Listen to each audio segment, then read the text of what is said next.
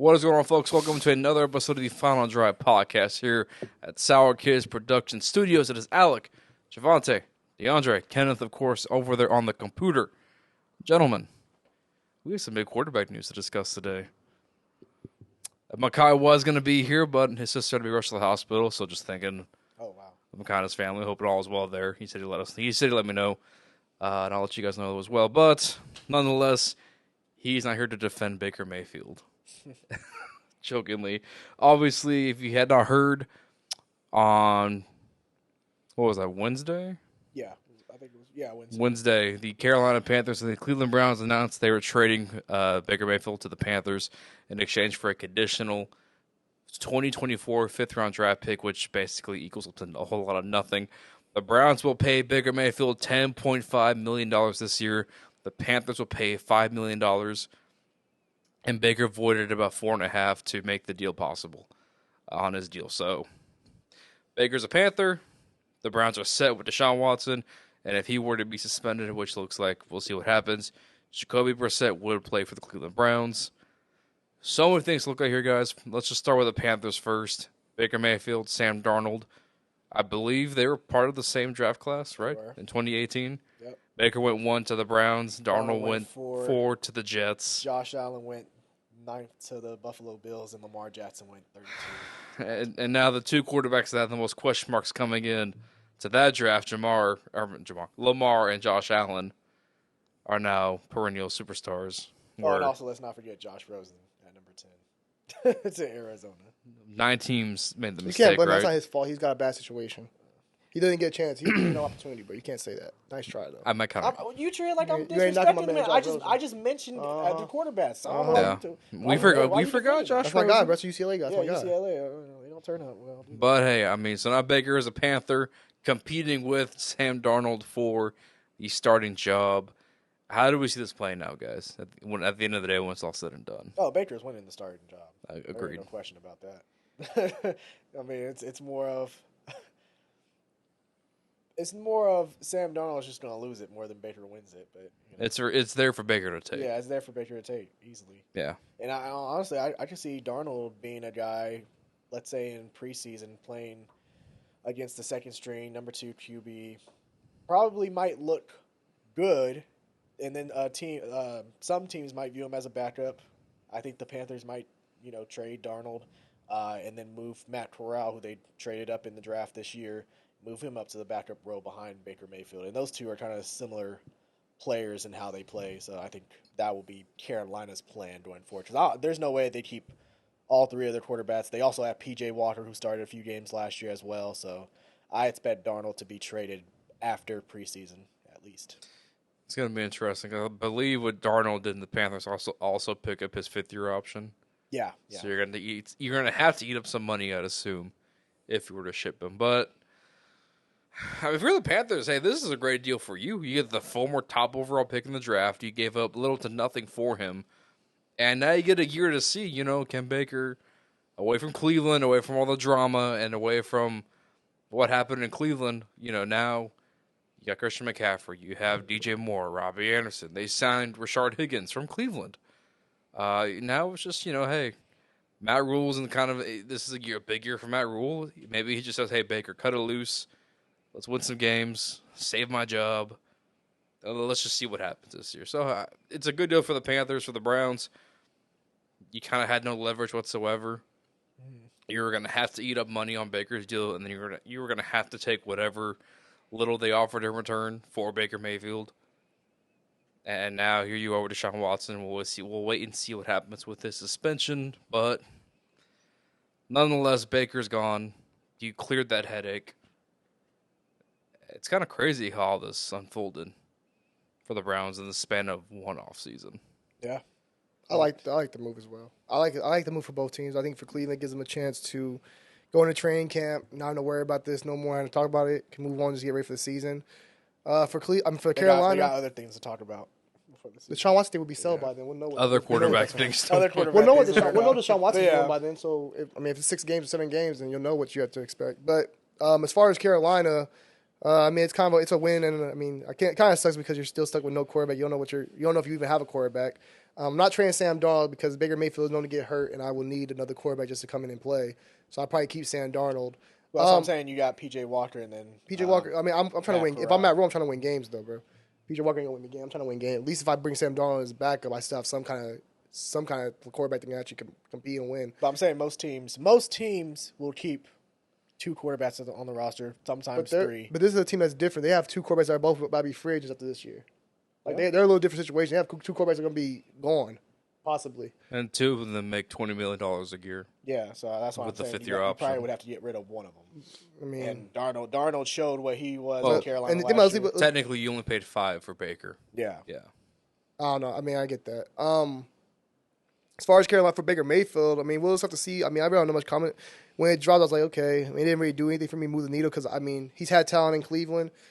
They still weren't winning, so I don't think having Robbie Anderson and Rashard Higgins and DJ Moore, all these guys, and Chris McCaffrey, if he can stay healthy and all those guys, I don't know if that really changes anything. I just want to see what it looks like because he's had talent before, so we can't say, oh, it's because he has more talent. He's always had talent Yeah. on his team. So I mean, yeah, you could say that. I do agree that, it's as far as talent, like Javonte said, he's Better getting, line. he's getting the same thing in Cleveland.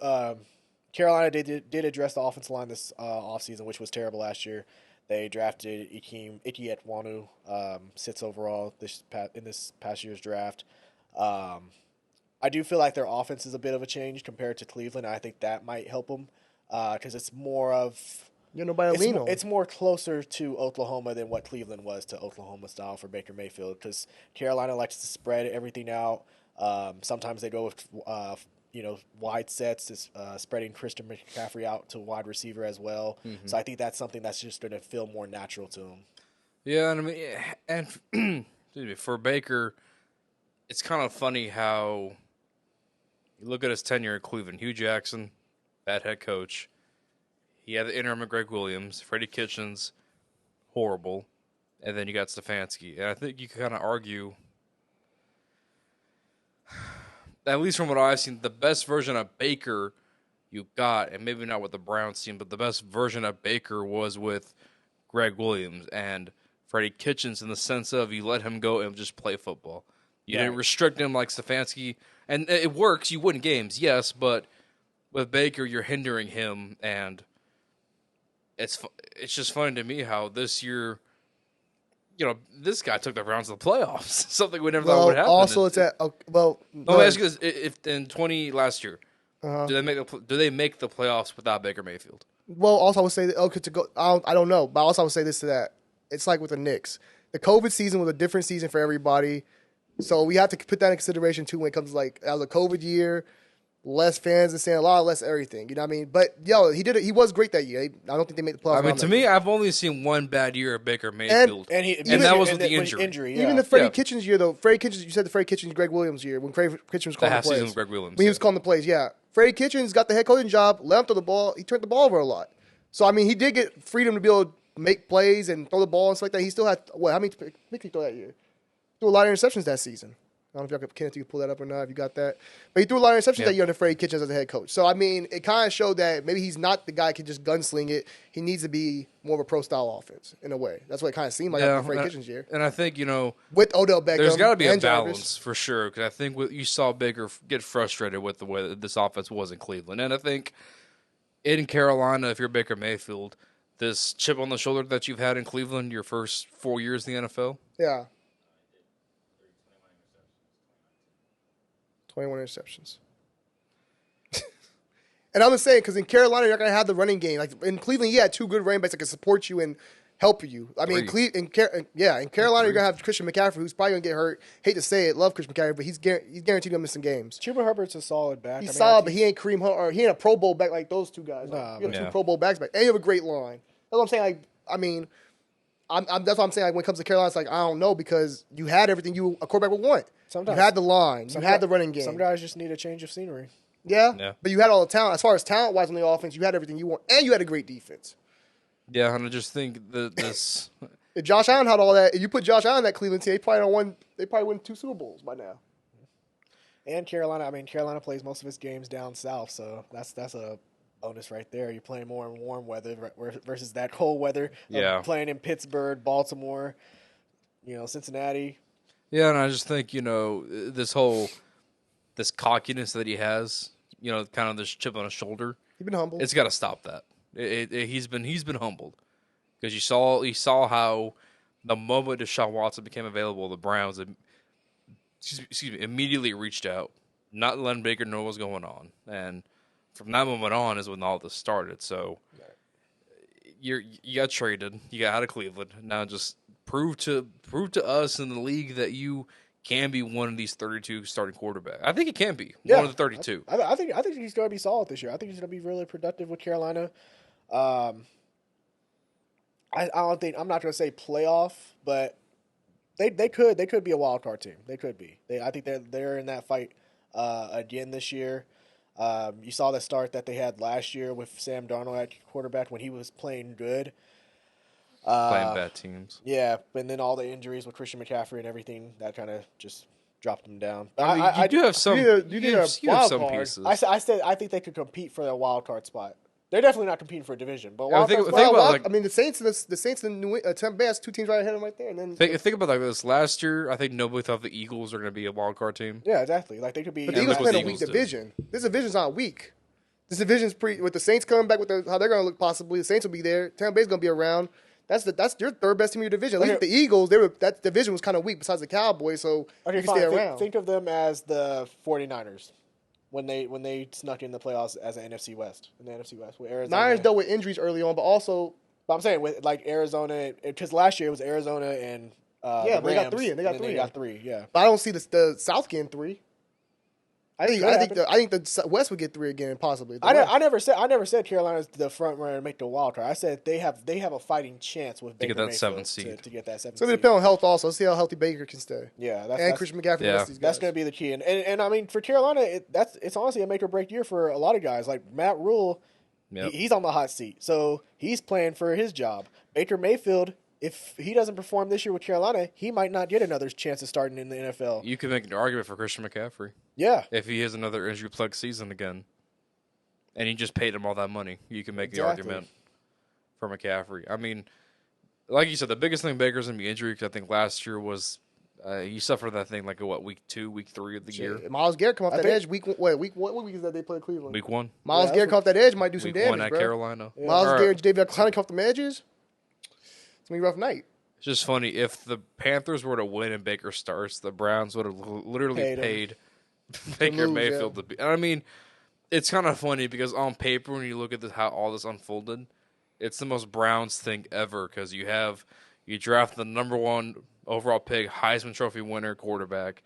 He gets you to the postseason, and then 2 years later, you dump him, sign Deshaun Watson, who had all the baggage, And I think to we a lucrative deal, and then you trade away Baker Mayfield. We need to look at that too. I think that's another reason why Baker Mayfield gets the hate he gets. Like, I like Baker Mayfield. I just think when we look at him because we see that he went number 1 overall, we hold him a different standard. If Baker Mayfield if he was the 4th quarterback in his class, maybe the 5th quarterback in the class, we would not be saying anything. The problem is he's number 1 overall pick in a draft where the other quarterbacks have shined, and he hasn't shown that he could be a franchise quarterback. He may be a system quarterback, but a franchise quarterback he hasn't shown. For a guy who's number 1 drafted, I mean, I get why the criticism is there. And I don't know if he'll ever be that guy.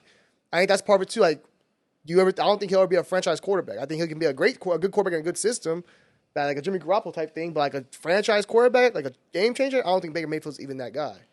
To add to Javante's point, I think, I mean, we look at Baker Mayfield and the way he's viewed and what he gets for being a number 1 overall quarterback.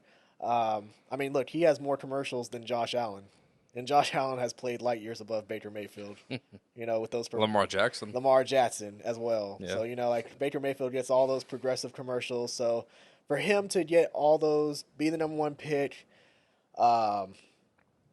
you see him in the NFL 100 commercial with Tom Brady and everything. Like for him to get all that publicity, I can understand why like people don't like Baker Mayfield so much and why like people are praying for his downfall. So I understand. It's how it works, bro. If you get all this accolades, it's like if the world's accolading you and giving you all this credit for something you haven't, for things that they're giving you all this credit and give you commercials and everything, and you ain't performing, of course people gonna play you on your downfall. Like, bro, they're not that good. I think that's what I think more. It's like, is he really that good? Like, I think he's like a media he's a favorite for the NFL as far as marketing, but can he play? Also, That's what it comes down he was the guy who at Ohio State jammed the flag in the middle of the field. You know, he Yeah, was the guy grabbed his stuff at the press conference in Cleveland. He said, "I woke up and felt danger." Like he makes headline material for himself, and that's what people like to see the downfall. But if that's your personality, that works. If that's your personality, that's fine. Yeah. The problem is you got to perform still. If you don't perform, you got to back it up. Like Michael Jordan. Michael Jordan performed. Michael Jordan was cocky as hell, but performed.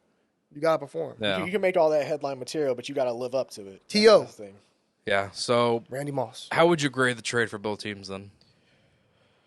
I give it an A for Cleveland. I mean, you get to go in the season, no stress, no thoughts about that, move on, no longer being talked about. You get the Deshaun Watson thing out of the way, and then you're done. I mean, I think it works for Cleveland.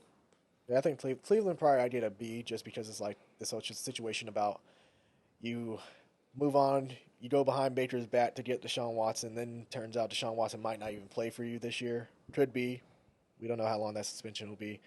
So you got to rely on Jacoby Brissett. It's a long-term investment still. Being your QB1. So I give it a B just for we got to go into this year still uncertain at the quarterback position now, rather than having Baker as our quarterback this year. For Carolina, since I see them as a team desperate, I give them probably like a B plus, A minus. Yeah. I give them an A also. You get an A also because they didn't get that much to get them, and they already have quarterback issues. Give them a chance to see if this guy can be the guy. If not, both these guys are gone. Then you can just go back to the draft and find the next guy or something. Yeah. So A for both teams. I think it worked out for both sides. I think I gave Cleveland a C only because they got a 5th-round pick in return for Baker Mayfield. Man. And they got to eat up $10.5 million of his deal. Yeah, that too. That's my thing. You couldn't get enough. You could not get anything better out of Baker because you kind of sharked the whole situation. Well, also, You had no leverage. He had worked like that. All the injuries coming off that, having to play on a 1-year deal. Basically, I have to pay this guy possibly next season. Do you think he was even worth more than that for a guy that you don't know? A conditional 5th-round pick. I mean, think about what was his real worth out there for teams that need a quarterback? What was his real worth out there as far as can this guy be the guy? Baker's personality. Well, let's put it like this. Sam Darnold was traded for a 2nd-round pick. Sam Darnold also had less off the field. Like think about Baker Mayfield had the locker room issues people talk about. They talk about him in the locker room. But Baker, I've seen something. Yeah. And Sam Darnold also played for the Jets with no talent. He had no help. Who was the best receiver on the team? Like this man was playing with Jarvis Landry and Odell Beckham. And great tight ends, great running game, 2 great Pro Bowl running backs. Like Sam Darnold had Le'Veon Bell in a Jets offense with Adam Gase and a bunch of trash. Like he didn't even have no great players around him as receivers and stuff like that. So you probably looked at it and said, okay, if we get him out of the Jets situation, he might be better if we get him some talent around him. With Baker, he had the talent. So that's why I say I don't know. And the injuries, he always injured too. That's another thing. That's fair. I get Cleveland a C. I get Carolina a B plus. Like they were desperate team. Matt Rule's probably gonna get fired if they don't do well at the end of the year. Yeah. Baker gives you something. It's something different than Sam Darnold. What did they finish this year? What was their record? Carolina? Yeah. I can find out for you.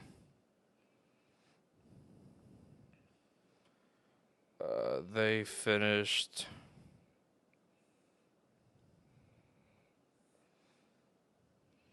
5-12. 5-12. Okay. So what do you think is Like a record for Matt Rule to keep his job? What do you think they have to be? They got to win at least 9 games. 9 games? 9-8 is what you got to finish Okay.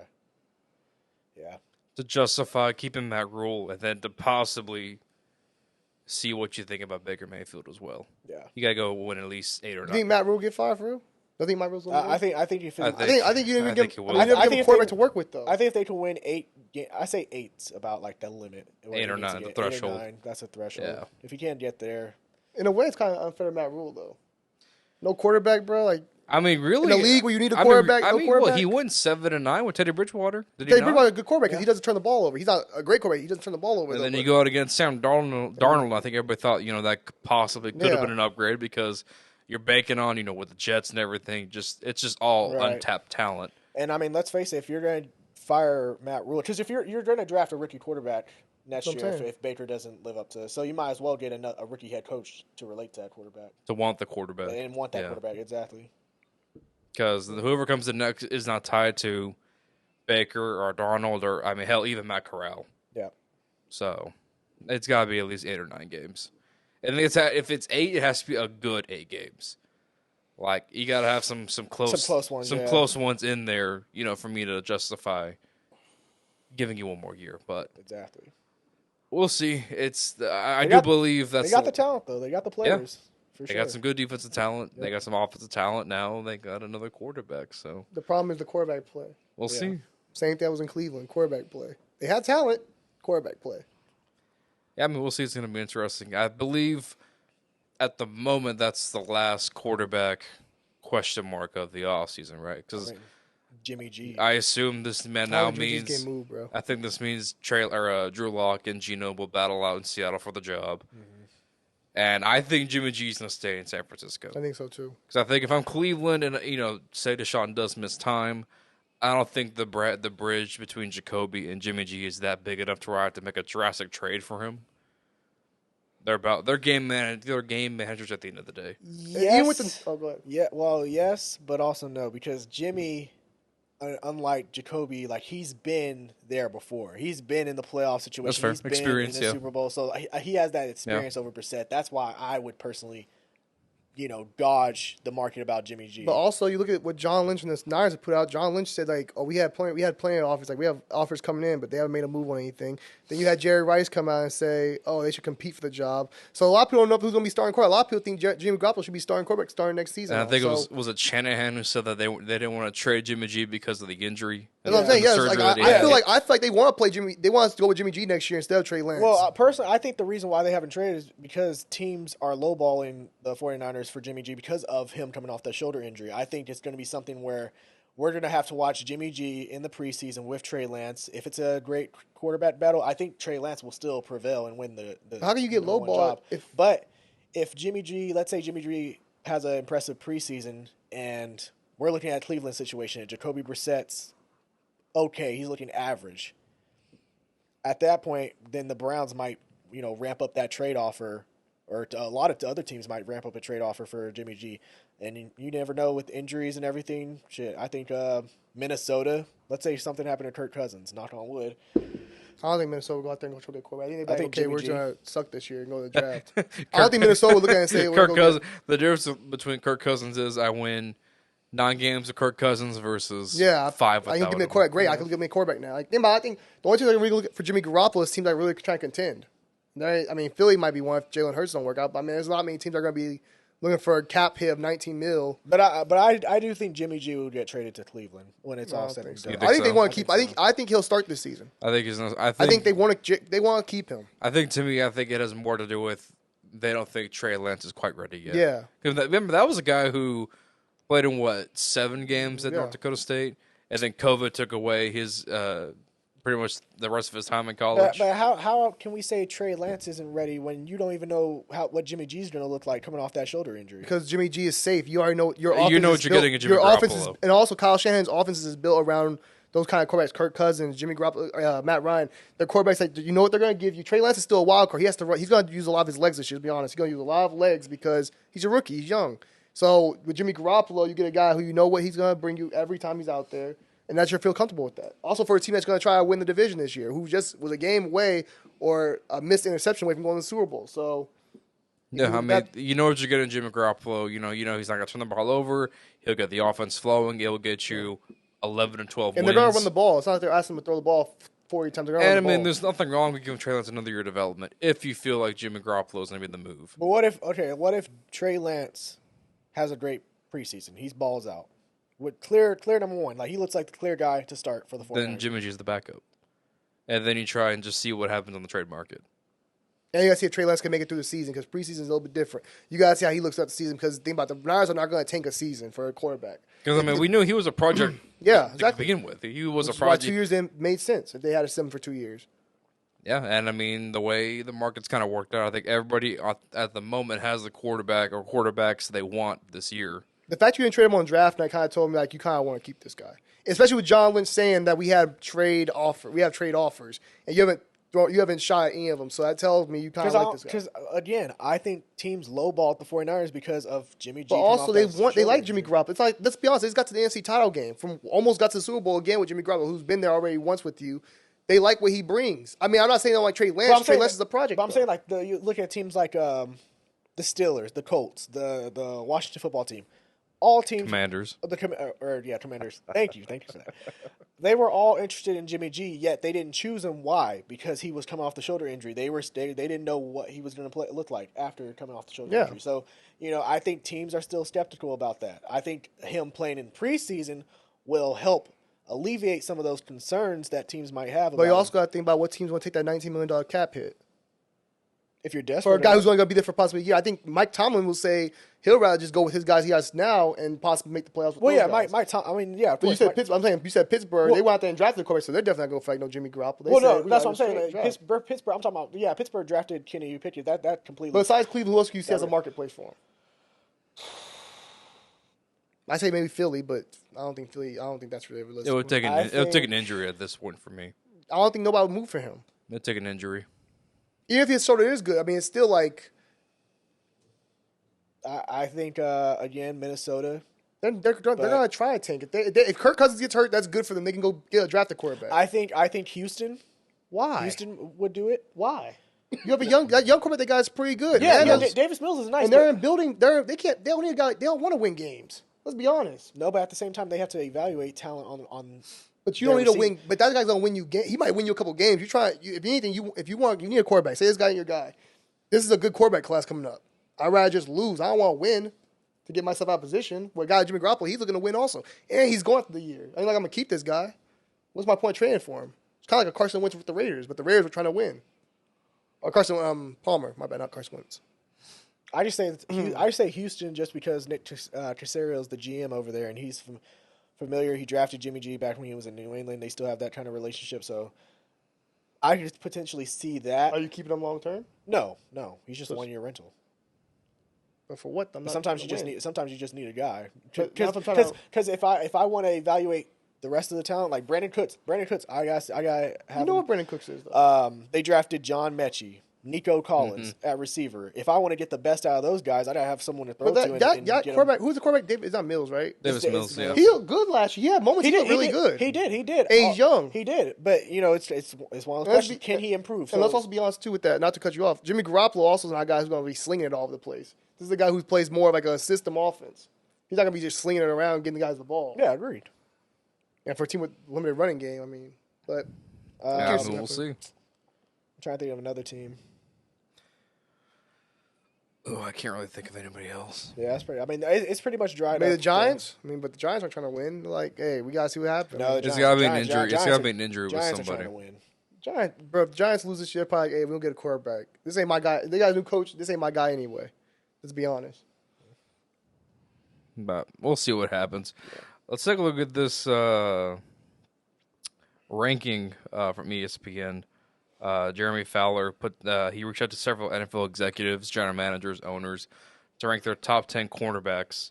Corners? Corners, yeah, entering this season. So he asked Hopefully, it's better than Madden's. he asked NFL executives, coaches, players to submit their picks for who they think the best corner is in the NFL and just rank them based on who got the most votes.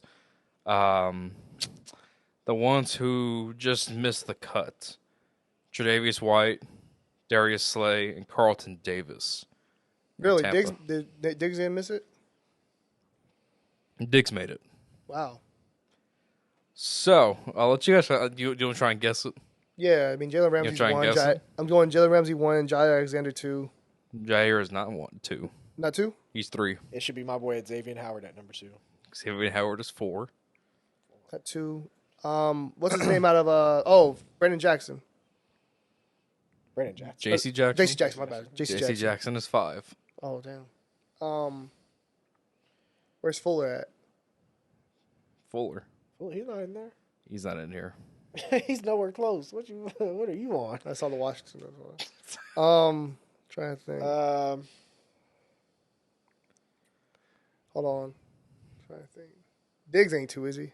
Diggs is 10. Cool. Okay.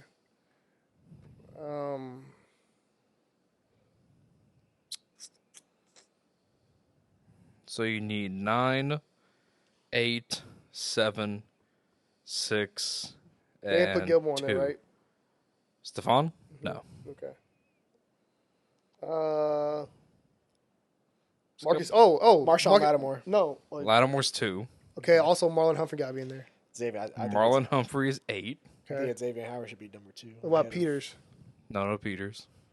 Okay. So Marlon Humphrey, Marshawn Lattimore's 2, Marlon Humphrey's 8. You're So missing 7 and 6. Darius Slay got to be in there? He's honorable mention. He didn't make the cut. Okay.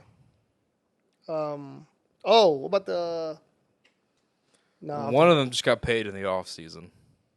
Just got paid. Yeah. I mean, J.C. Jackson got paid. I'm trying to think who else got paid. It was with the team we just talked about. Not Greedy. Oh, Ward? Denzel Ward. yeah. Denzel Ward is Ward. 6. 7 last year. He was a rookie. Boy from Denver. Patrick Surtain. Yeah. That's all? That's 10. So the top 10 corners, according to several executive coaches and players in the NFL. Number 1, Jalen Ramsey. Number 2, Marshawn Lattimore. Number 3, Jair Alexander. Number 4, Xavier Howard. Number 5, J.C. Jackson. Number 6, Denzel Ward. Number 7, Pat Surtain. Number 8, Marlon Humphrey. Number 9. Oh, he didn't get number 9. Really good corner on a bad team. Like he had a shutdown. He had a really good year this year. On a bad team. Bad team. This team picked in the top 10 in this year's draft. Atlanta's corner. Oh, AJ Terrell. Yeah. And look at you, yeah, AJ Terrell. I think Terrell at 9, and then Trevon Diggs at 10. Hey, Madden. that's the same as Madden, pretty much. No. Yeah, it is. Madden didn't even put Xavier Howard in the top 10. No, he wasn't top 10. Okay, but still, The Xavier. hell, you extremist? He Okay. was like 5 or 6. No, Bro. he's not. I'll pull it right now. Pull bro. it up because he's not even a 90 overall. Madden disrespected Xavier Howard. That because they really have. they disrespect him. they have every that single This is year. why we play 2K. Most DeAndre. corners aren't at that height anyway. This They is why have- we play 2K. We don't play Madden You're right. anymore. You're right. We play I 2K. don't want to play 2K. He get We work. boycott until He don't like playing 2K. NFL No, we 2K talking about comes back. NFL 2K. We play that. NFL NFL 2K. Yeah. Okay. So it's Jalen Ramsey, Jair Alexander, Stephon Gilmore, Davis White, Marlon Humphrey, Darius Slay, Denzel Ward, Casey Hayward, Xavier Howard. At See, 9. you He's at see how 9. many- that's disrespectful. He's top Lattimore 5. is not in the top 10. Also, you think about like hitting power, all that kind of stuff goes into play. Xavier Howard is top 5, bro. Easily. Interesting. Shit, I'll say top 3. Stop. Yes. It's not better than Davis White and Marlon Humphrey. Yes. Casey Hayward was in the top 10. Interesting. Yeah, he made 8. Interesting. Y'all must not know it's Xavier Howard. And 10 was J.C. Jackson. Interesting. Marshawn was 11 I'll actually. put some respect on his name. Interesting. But hey, nonetheless. So how do you feel about that list? Is that pretty accurate, do you think? You Yeah, that's all. heard me I say. like it. I like it. It's like I said. Hey, Madden should listen to that list. That's a good one. Madden takes everything into think it- consideration, hitting power, all Shit. kind of stuff. And I didn't play Madden like that. I just got to defend it. Now I'm cool with the list also. Like, of course, we know like Jalen Ramsey got to be number 1, but I'm cool with the list. I think overall it's solid. No problem with Now, that. what if I told you we have the same list but for linebackers? Let's hear it. Honorable mentions include Eric Kendricks from the Vikings, Devondre Campbell from the Packers, and C.J. Mosley from the Jets. Okay. Michael Parsons. He is 2. you got to have Khalil Mack. Or is he considered a linebacker? I think he's edge. No, Edge. these are more like Von Miller? inside linebackers. Yeah. Not Edge. no. Edge. That's Edge. an edge player. What the one that play? Bobby Wagner. You got to be in there. Bobby Wagner is 8. Number 10 is actually kind of surprising. Fred Warner. Fred Warner is. gotta be higher up than I just saw his 10. name. No, I know he's higher. I'm saying just. Fred Warner is 3. Okay. Micah Parsons is 2. Oh, what about, did Miles Jack make it? No. No. Hell no. Oh. Number 10, Javante, think about your boy. Hold on, do it again. What you do? No blazing. He don't play for. Denzel, not talking about Denzel Perryman. Are you Are you talking about Your boy. Tez Tech. Yeah. You talking about from Seattle? Seattle. Jordan Brooks. Yeah, Jordan Jordan Brooks. Brooks. My bad. Jordan Brooks is 10, believe it or not. Denzel Perryman make the list. No. no? Damn. He's only a good run stopper. He doesn't play both. Any Dolphins make the list? Who? Dolphins? Any Dolphins? No. Probably not. Thank you. Good. Glad to hear. No I'm Raiders, surprised Kendricks didn't make the list. no low Raiders key. made the list too. Right. Who? No Raiders made the list. Oh, about Patrick Queen. He did not. Okay.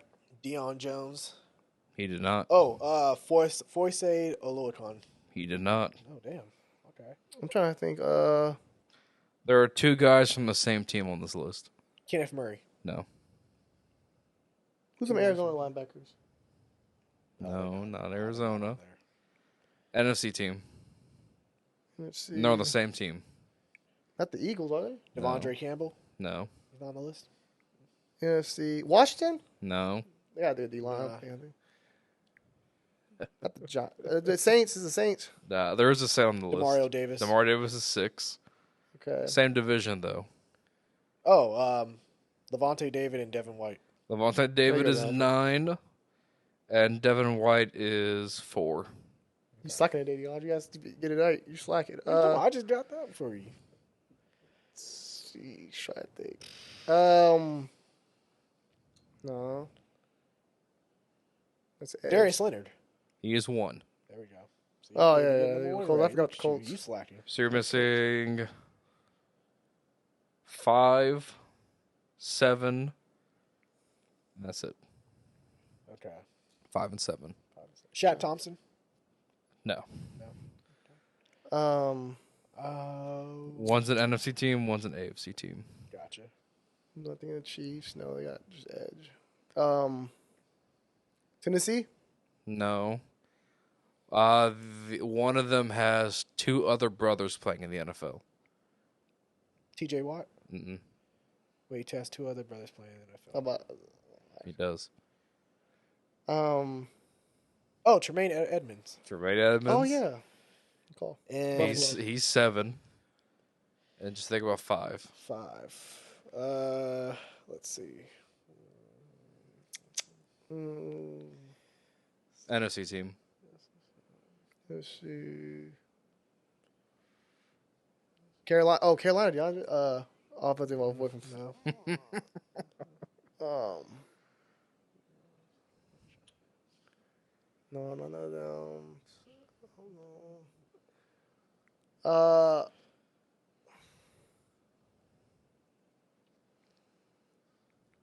I can't think of this one. Oh, who's in the North? Chicago, right? No, that's Chicago. Roquan Smith. Roquan Smith, yeah. Yeah, I had to think about the North. So those are The the top North. top 10 linebackers according to several NFL executives, coaches, and players. From 1 to 10, Darius Leonard, Micah Parsons, Fred Warner, Devin White, Roquan Smith, Demario Davis, Tremaine Edmonds, Bobby Wagner, Levante David, and Jordan Brooks. Shout out to Jordan Brooks. He's higher than the Denzel, I thought thinking. Yeah. So those are your top 10 corners and linebackers according to several of the higher ups. Man got in it. the NFL. Man's just as man did a good job too. They close to all that. I ain't looked at their linebacker list, but they close, I bet. Okay. One more piece of NFL news I want to talk about real quick. Adrian Peterson and Le'Veon Bell. Did you guys see this news about them fighting? Boxing? Yep. I just really want to know, like, what's in it for these two guys?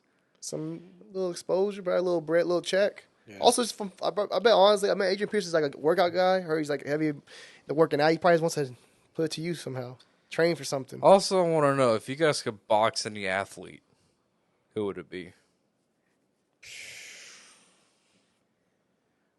Who would it be? Any athlete, any era, anytime. Uh, Okay, I probably bots Tom Brady. See, do you know what I was gonna say? I was gonna say Dirk Nowitzki. Oh, really? That man can't move. Yeah. I would bots Also, Tom. he's a real nice person. I don't think he would even try and hurt But see, me. if I'm a bot somebody, I want to bot somebody that I hate, that I naturally like can't stand. Someone who has given me pain as a fan over the Actually, years. Tom Brady. No, well, no, he's kind of got the dad bod going. Yeah, he Yeah. could probably take on. I was gonna Tom say Brady. Steph Curry, but give me Mike Tyson.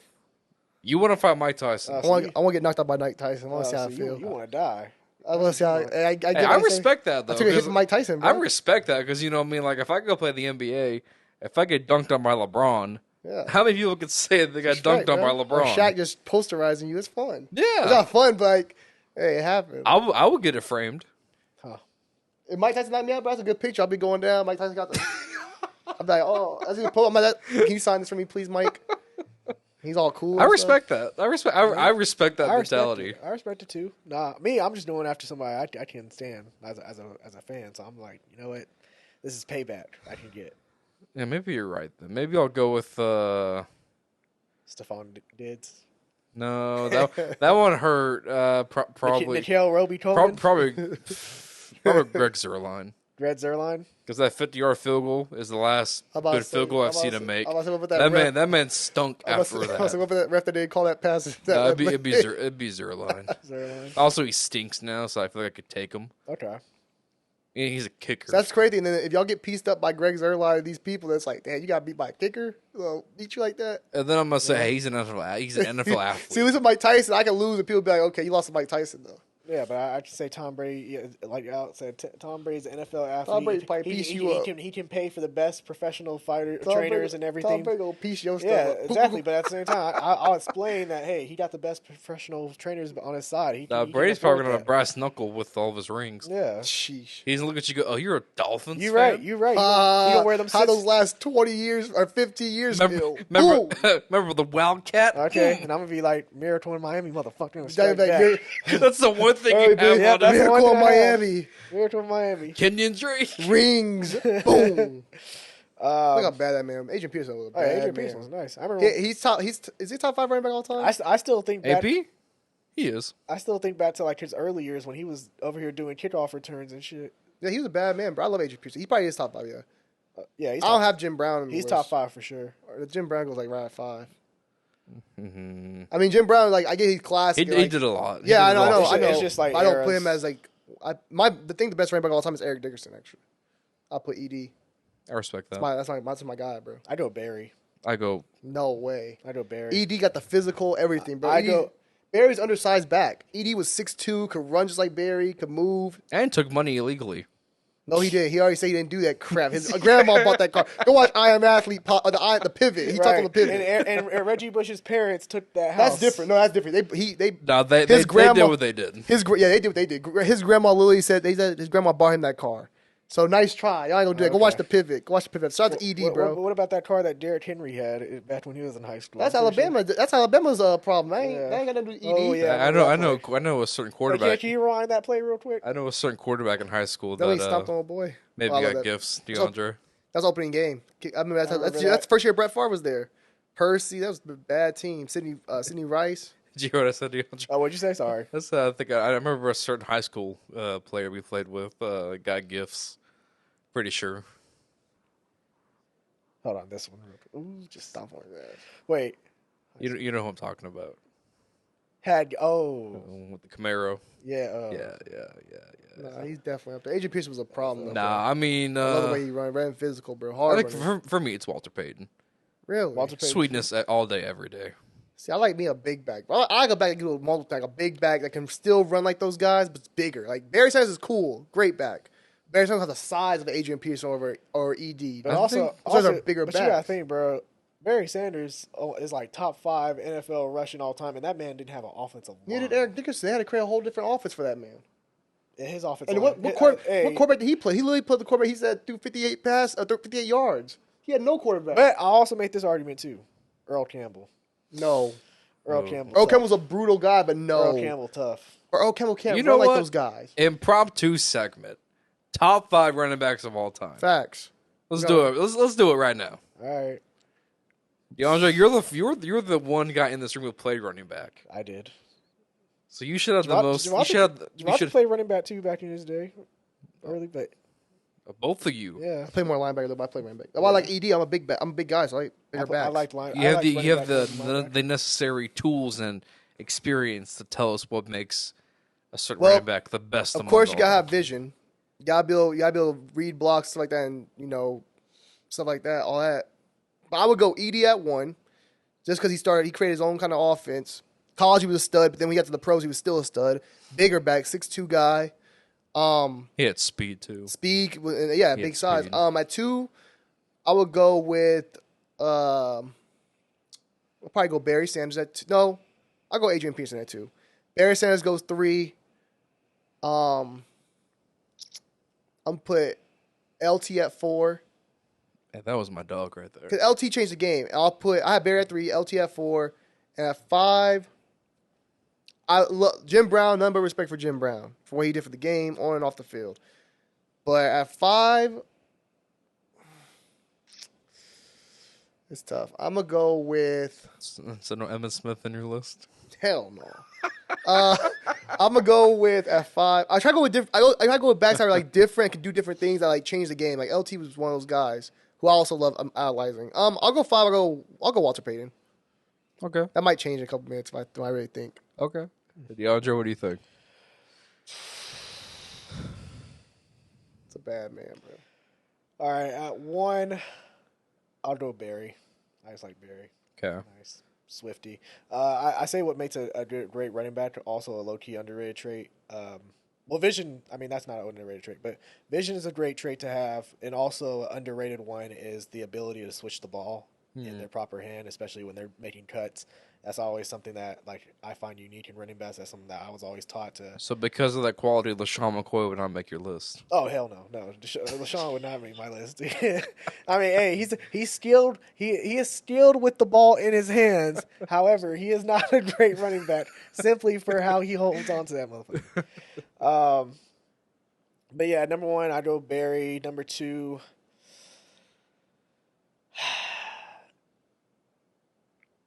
It's not great because so many guys that could have been that list. Number 2, I probably go Walter.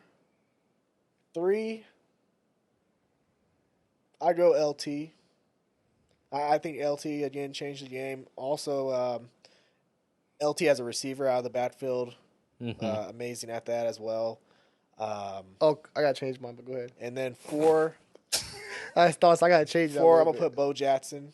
I was gonna think about going Bo, but no. Yeah, 4 is Bo Jackson, and then 5. I still gotta respect one of the OGs, so I'll probably put Jim Brown. Okay. I gotta change my 5. I gotta change 4 and 5. So 5 would be Walter Payton. 4 going to be OJ Simpson. Sorry, forgot about OJ Simpson. Okay. So you kicked out. Who was at 4 for you then? Before? Walter Payton was at 5. I had who I put Walter Payton at. I don't know. Walter Payton was at 5, I think. Walter was 5. Yeah, I took Walter Payton. I guess I put Barry Sanders out because LT had to get up in there. Yeah, Barry Sanders is going. OJ has to get in at 4, then Walter goes 5. OJ, okay. OJ Simpson, first 2,000-yard rusher. I know people talk about all the other stuff off the field, but as a football player, I didn't get to watch him play. But the way people talk about OJ Simpson was like he was like the Michael Jordan of like his time for that. Everybody wanted to be a running back, big guy, also big back, elusive, can run, can move. I gotta put OJ in. I gotta put respect on his name. You know, So, OJ says Simpson. he'd never go. He never goes back to LA because the killer could still be there Yeah, it might be. You might be right. in a mirror. Hey, what I don't think he did it, bro. That's a whole different topic for a different day. my God. That's a whole different topic for a different day, bro. Bro, But no, OJ Simpson was a problem. Like, you go play the highlights. Yeah, OJ Simpson was a beast, bro. Like, OJ's family. anybody who keeps him out of their OJ's top 5 is like low-key biased to him. OJ's family probably knows he did it. But no, as far as a running back though, like you can't disrespect what OJ Simpson was. OJ nice. Like OJ you nice. brought Walter Payton, guys like that, but OJ Simpson was doing that, and he was a bigger back though. OJ nice. And I think that's why That's why I say you gotta give respect to Earl Campbell too, because Earl Campbell couldn't run like those guys. Like, But he was the first bruising running Yeah, he was a back. bruiser. He couldn't move like OJ was a big guy who could actually still do everything. Earl Campbell. He didn't need to move break like away. that. No, but no, he couldn't move. He wasn't elusive. Like he's not like most of those big like ED, Adrian Pearson, OJ. They can move like a small like a 5'8" running back, but they're 6'2" doing it, and they're hard to bring out because they're bigger. Like, can you imagine a guy like Barry Sanders kind of in a way? Like, Barry Sanders is dope, but Barry Sanders is also smaller back. These guys are bigger backs, over 6 feet tall, and can still move like those guys. I love Earl Campbell. Number of respect for Earl Campbell. Earl Campbell was more of a bruiser. He couldn't move and be elusive like these guys were. Yeah. These guys are elusive at a bigger size. That's just hard to do. And I wanted to put Adrian Pearson in my top 5, but at the same time, Adrian Pearson also had those fumbles. That's one thing that hurts him. He did have that. I think You put Bo Jackson over Adrian Pearson? Yeah. That's crazy. I mean, Bo Jackson's a beast. Nice, man. But we forgot about, there's so many great running backs. We forgot about a lot of guys. We had to keep a lot of guys off. Yeah. But I'll go Walter 1, and that's just because of that's my dude. I think Barry's a better back, but Walter's my dude. okay. Is Sweetness. Kamara going to make the list? Walter Payton, Man of the Year. Hey, Walter Payton. I better hear Pierre Thomas, Mark Eager, and Kamara. Reggie Bush. Reggie Bush, too. Darren Sproles. Shit, yeah. Deuce McAllister. I better hear Herschel Walker, too. No. We're no, definitely not Herschel Walker. Ricky Williams.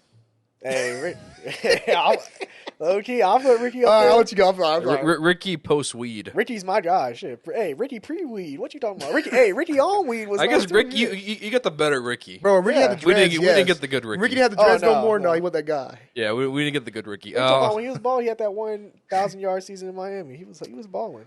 I'll go with Walter 1, Barry 2, Barry 2. I'll try. LT 3. Nice. LT just changed the game. So so much running backs in the 2000s. Him and Falk. Marshall Falk did Marshall too. Falk Play did respect. too. Marshall Falk did too. I just like LT better because LT was also better. Yeah. He's also swaggier. Come on now. I mean, his little flip. And he's a Texas guy, bro. Yeah. That's your love. He's like the one good dude from TCU. Yeah. Pretty much. He's the one good player from TCU. Turn out.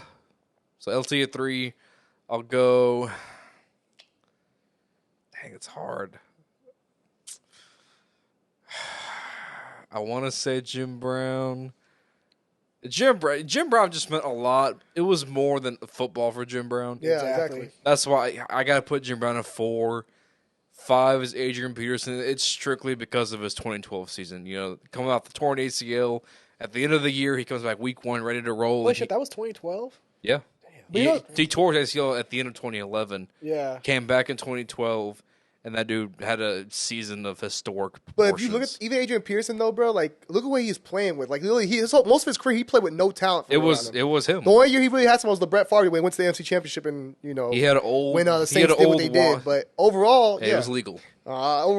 overall, he didn't really have much of his career. He was still the only thing to stop. Even that year he rushed for 2,000 yards in Green Bay. I remember that last good season. Was his best receiver he played with was probably Sidney Rice? What, Percy Harvin? Or Randy Moss at the time. Randy Moss by name, but Percy Harvin. Sidney Rice was great that year too, but both those guys. I mean, Percy Harvin was his more of a best stat quarterback was Brett Favre. 40-year-old Brett Favre for 2 years. And then besides that, it was Tavares Jackson. So yeah. If you would Christian got rest in Ponder. peace to Javaris Christian Jackson. Ponder. If you got him a little bit of talent, like on the outside, like some receivers and stuff Teddy like that, bro, Bridgewater. or even an average Yeah. quarterback, No, but AP defined an era of football. Like Oh, yeah, for sure. he's the last of his kind. I am I glad. I wanted to say Frank Gore, but I just Oh yeah, Frank Gore's. There's so many tough running backs. You did top 10.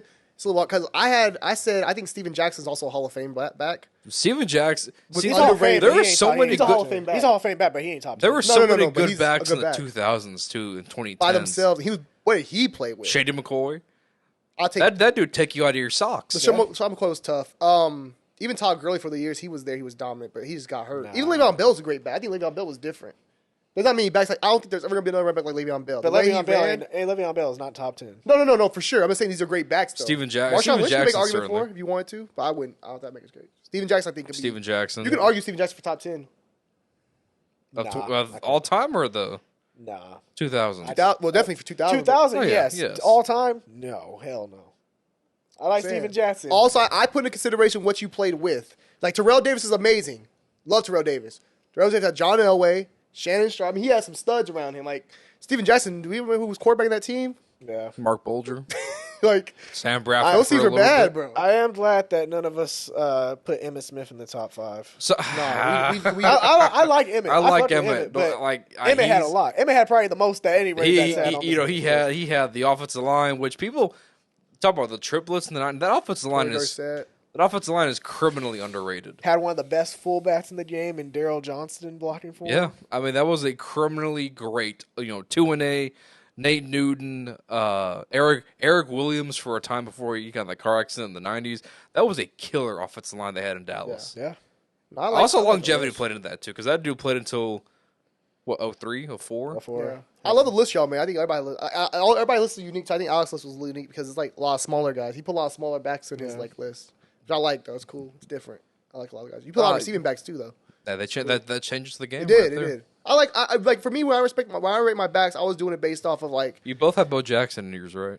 nah he had. I you had like Bo. Bo Jackson, but I didn't put Bo Jackson just because his career wasn't as long. But he was dominant when he was there. Mm-hmm. But like I put guys I had to carry more of a load, like the guys that didn't have a lot of talent around that had to do it by themselves pretty much. But Marcus Allen. Marcus Allen's another great back. Yeah. Earl Campbell was amazing too though. Like you can't get past this guy. I'm just When saying. it's, when it's all said and done, I think Derrick Henry's going to be a guy that might. No, he won't be a top 10 guy. He'll be. I think he will be. I look at you know why we're thinking that because Derrick Henry has no competition as far as a running back. Like literally, man missed half the season, still was pretty much leading rusher in the league. But still, that I'm just saying, just for him, that speaks to But- Derrick Henry right but there. think about- but no, but think nobody about- caught him. But them all the guys, but that's because nobody runs the ball like that as much. Like who really, besides them and Jonathan Taylor and Because Indianapolis, nobody has a freaking nature Yeah, like nobody- Henry. But that's the thing is that the fact that the Titans can rely on Derrick Henry so much, and he's gotten them that like they're a top team in the AFC. Yeah. because of I Derrick mean, when Henry you think strictly. about it, like he is almost Look at like a that man. modern Look at that man. Go ahead, He's ED. almost like a modern day, almost a mixture of Bo Jackson and Eric Dickerson. Because he's a guy that size with that kind of speed, and he can just truck you left and right. He's.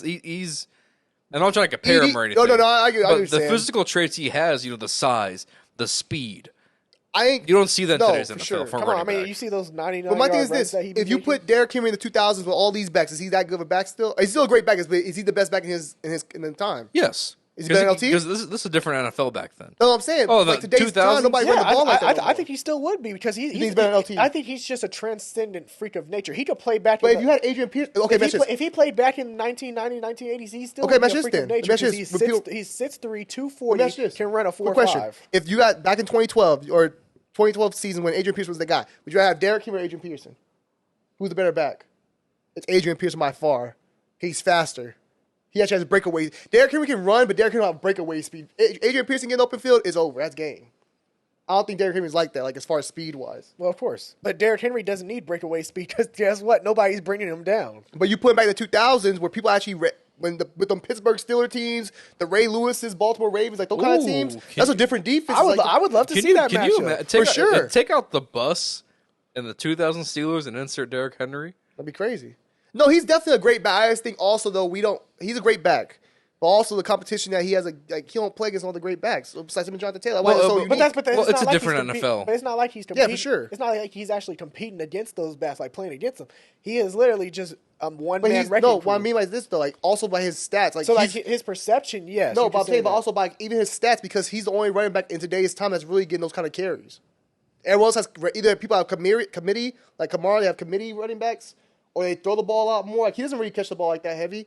Nobody besides him and Jonathan Taylor are really going to get them touches every year and get those amount of carries. But still, what I'm saying with a guy like Derrick Henry is the fact that he gets those touches because the Titans rely on him so much, and yet he produces. They win games. They finish top in the AFC Yeah. every year, and that's to Derrick Henry's credit. I'm sure other running backs can do it too. Just the fact nobody wants to run the ball. Like Zeke was doing it. Zeke was doing his early years, but the problem So was you they tell said me- we're going to start throwing the ball with Dak Prescott. We're going away from that. So you're telling me if the Saints ran Alvin Kamara the same amount as Derrick Henry and relied strictly Well, on of course, him, the Alvin Saints would Kamara's be- not the physical specimen. He's not built for that. But Zeke could run the ball like that early in his career. They said we're going to start throwing the ball with Dak Prescott. Zeke was literally doing that his first couple Well, years in the league. see, here's my thing about that. I'll throw this at you. Todd Right. Gurley was used to the bone, and Exactly. he was used dry at Carried him Georgia. to Super Bowl. And early on with the Rams. The difference is, I think you can use Derrick Henry that 30-plus carries a game, and it would not phase him. Yeah. But Todd Gurley, over time, I mean, he got drafted in what, 2015? Yeah, but he already had issues in college with his knees and stuff. Yeah, he had knee problems. Georgia wore him He had down. arthritis. He said he had And arthritis that's the thing. and I stuff. don't see Derrick. Like I haven't seen no signs of Derrick Henry slowing down. Sure, he had the foot injury, which was a freak injury, I believe. But he still came back. But he still came back. Still produced. I mean, again, in today's NFL, And also add in there- probably not since maybe Adrian Peterson when he came out in 07. About what? There's not been a physically gifted specimen I'd say at Todd the Gurley. running back like Derrick Henry. Todd Physically Gurley. speaking. Because he's Todd Gurley, like what, 6'1", 6'2"? Yeah, He's a pretty big Todd back. He Gurley. can run. The thing with Todd Gurley also compared to Derrick Henry is Derrick Henry he had DeMarco Murray. He wasn't the main back. Todd Gurley came in day one was the main guy. Getting all DeMarco Murray was still in Tennessee at the time. Yeah. Justin got to Tennessee, actually, I think, when they got Derrick Henry. Yeah. So for the first couple of years, he got the split carries. Todd Gurley was literally carrying Jeff Fisher's offense with no quarterback, no receivers, and just, make it do what it do. I forgot about DeMarco Murray. Yeah, DeMarco Murray was there. DeMarco Murray was a good back for those couple of years, too.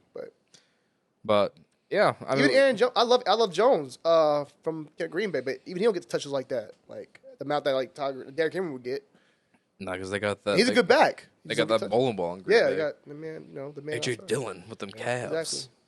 exactly. Really quickly here before we move into some comic book talk. NBA wise, the Trailblazers extend Dame to a 2-year deal worth $122 million.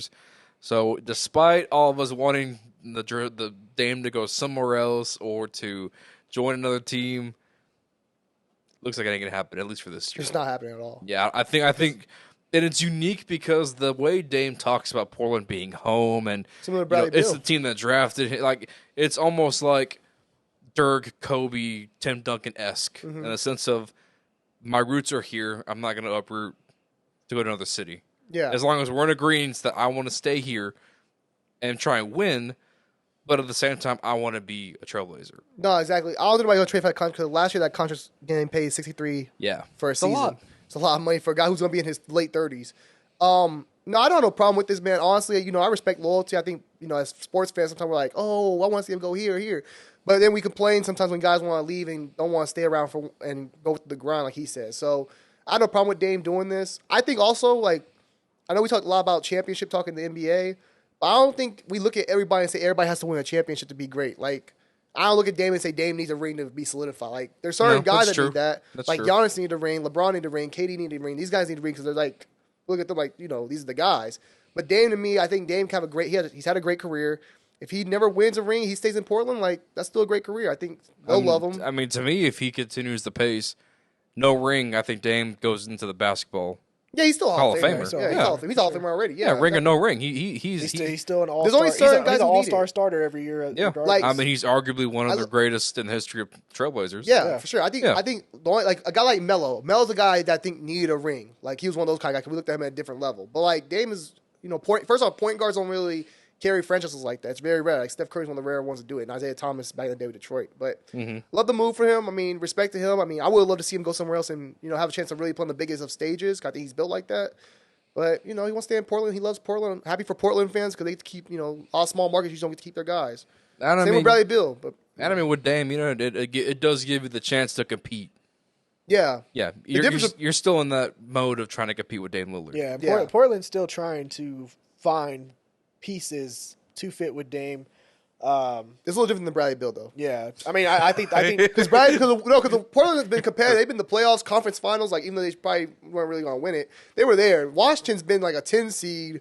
Not even that. They've been like 11, 12 seed with Bradley Beal getting, and now he's going to get a max contract. They're going to be the same way. They can't even make the play-in. So yeah, that's the same. Like, the man literally opted out of his player option, and now he has no trade clause, only to re-up with the supermax. Yeah.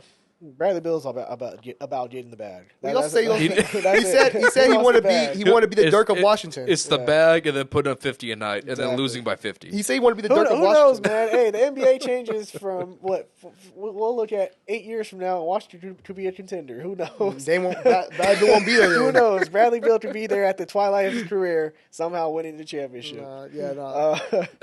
But no, I'm happy for a lot of these small markets: Washington, Portland. Chicago. And again, it defines the narrative of superstars do not want to stay in these small markets. Well, when Milwaukee won the championship a couple years ago, what happened? Giannis re-upped with Milwaukee. This offseason, Zion re-upped with New Orleans. Well, that's the fun max. He had to do that. He couldn't miss out on that rookie extension. He could have held out. But I will, to go to your point. Dame re-up at Portland. Like, I agree. Yeah, superstars want to stay if they feel like they can compete. Even these personalities, though. Like, Giannis is from overseas. He's from Greece. I don't know if you watch his Disney Rise movie. It's actually pretty good. Yeah. He's from Greece. So for him, loyalty is everything. Dame was an under-recruited kid, went to a smaller school. So, like, for him, he's always been kind of an underdog. So I don't think he needs, like, the fashion. Like that. You know what I mean? So he don't need to be solidified. I think he knows he's solidified. But no problem for him. I'm glad to see Dame. Just, it's gonna be a weird team. They have a solid team. I don't think they're gonna win anything. Yeah. Just because they'll be in the mix in the West every year. I mean, they're not really in the mix though. They'll be around like the area, but we know really they contended. Nobody's picking up to win nothing. They have some good pieces though. I like the Jeremy. I like the young guys too. I got getting the draft. younger, but they're still on that outside. Like, they're definitely not top 5 in the West. No, they're a play-in team. Yeah. Play-in, bottom, maybe like a 7th or 8th like a seed. 6, 7, yeah. I could see, but I mean, like I said, to guys like Dame, I don't think none of this matters. This is a guy who, when it's all said and done, he'll be a Hall of Famer. He will go down as one of, if not the greatest trailblazers in the history of the game. Is Bill Walton, I guess, right there. With him. But his legacy has been made in Portland. And, sure. Why? So he's already past Clyde. Yeah. Yeah. I mean, you can say Clyde also. Clyde's probably right there too. But I think Dame's probably because Dame been there. Even Clyde left at one point. Yeah, went to Houston. I think like you said, I think Melo's a guy who needed a ring to define his career. Still hasn't got it, but yeah. Chris Paul is a guy. Yes. Potentially. But Chris Paul is also a guy. Like, if Chris Paul was in, let's say, Chris Paul stayed his whole career in New Orleans, I don't think we would have been. I don't know. We probably wouldn't be as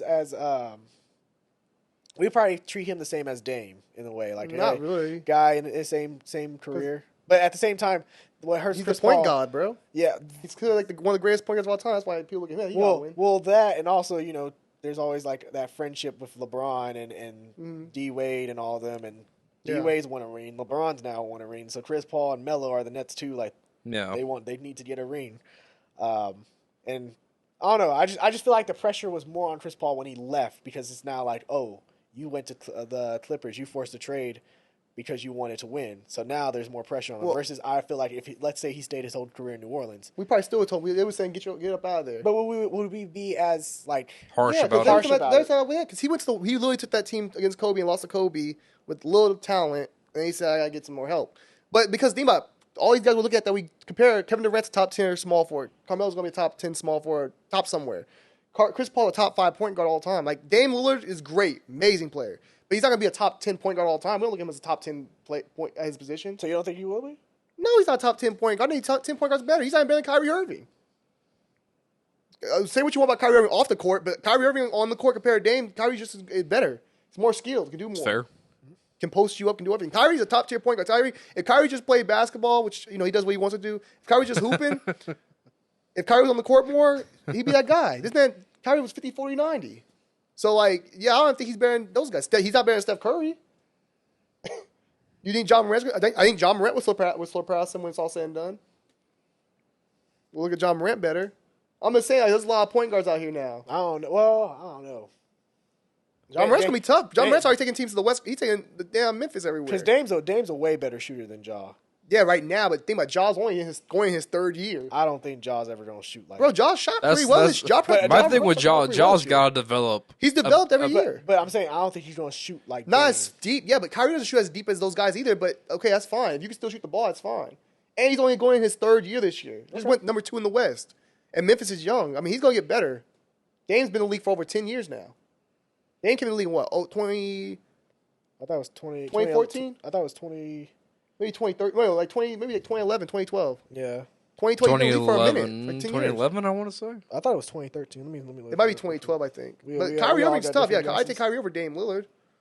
Like, just being real. I mean, Curry. as basketball, strictly on the court stuff. Yeah, Kyrie Irving's one of the greatest point guards we ever had. Like, as far as just skill-wise, like, one of the most skilled players. It's hard for me to say because he left the Celtics. But, like, as far as talent, look at the man's handle. You can't deny this man. Like, Yeah, Dame came out in 2012 with AD. 2012. Yeah, Okay, he's been in the league yeah. for about 10 years. So, Dame's amazing, though. No knock on Dame. I'm just saying we don't consider him like we consider these other guys. It's fair. Even Kyrie was one of those guys. Kyrie, if he never won a championship, we would never say anything. We think he was a great player. But, like, with LeBron, it kind of changed everything up, so. So speaking of Kyrie, there's a report coming out that now with the Nets, they're not doing anything with Kyrie Irving until they figure out what they're doing with Kevin Durant. Mm-hmm. And now it looks like, to me, I think he's going to be a Laker at the end of the day. Kyrie. Really? I think Kyrie will be a Laker. When it's all They said were and running pickup done, action. I don't know if you saw that picture of them running pickup with D Book and all those guys. I think Kyrie's going to be a Laker at the end of the day. And then did you see the report about the Timberwolves?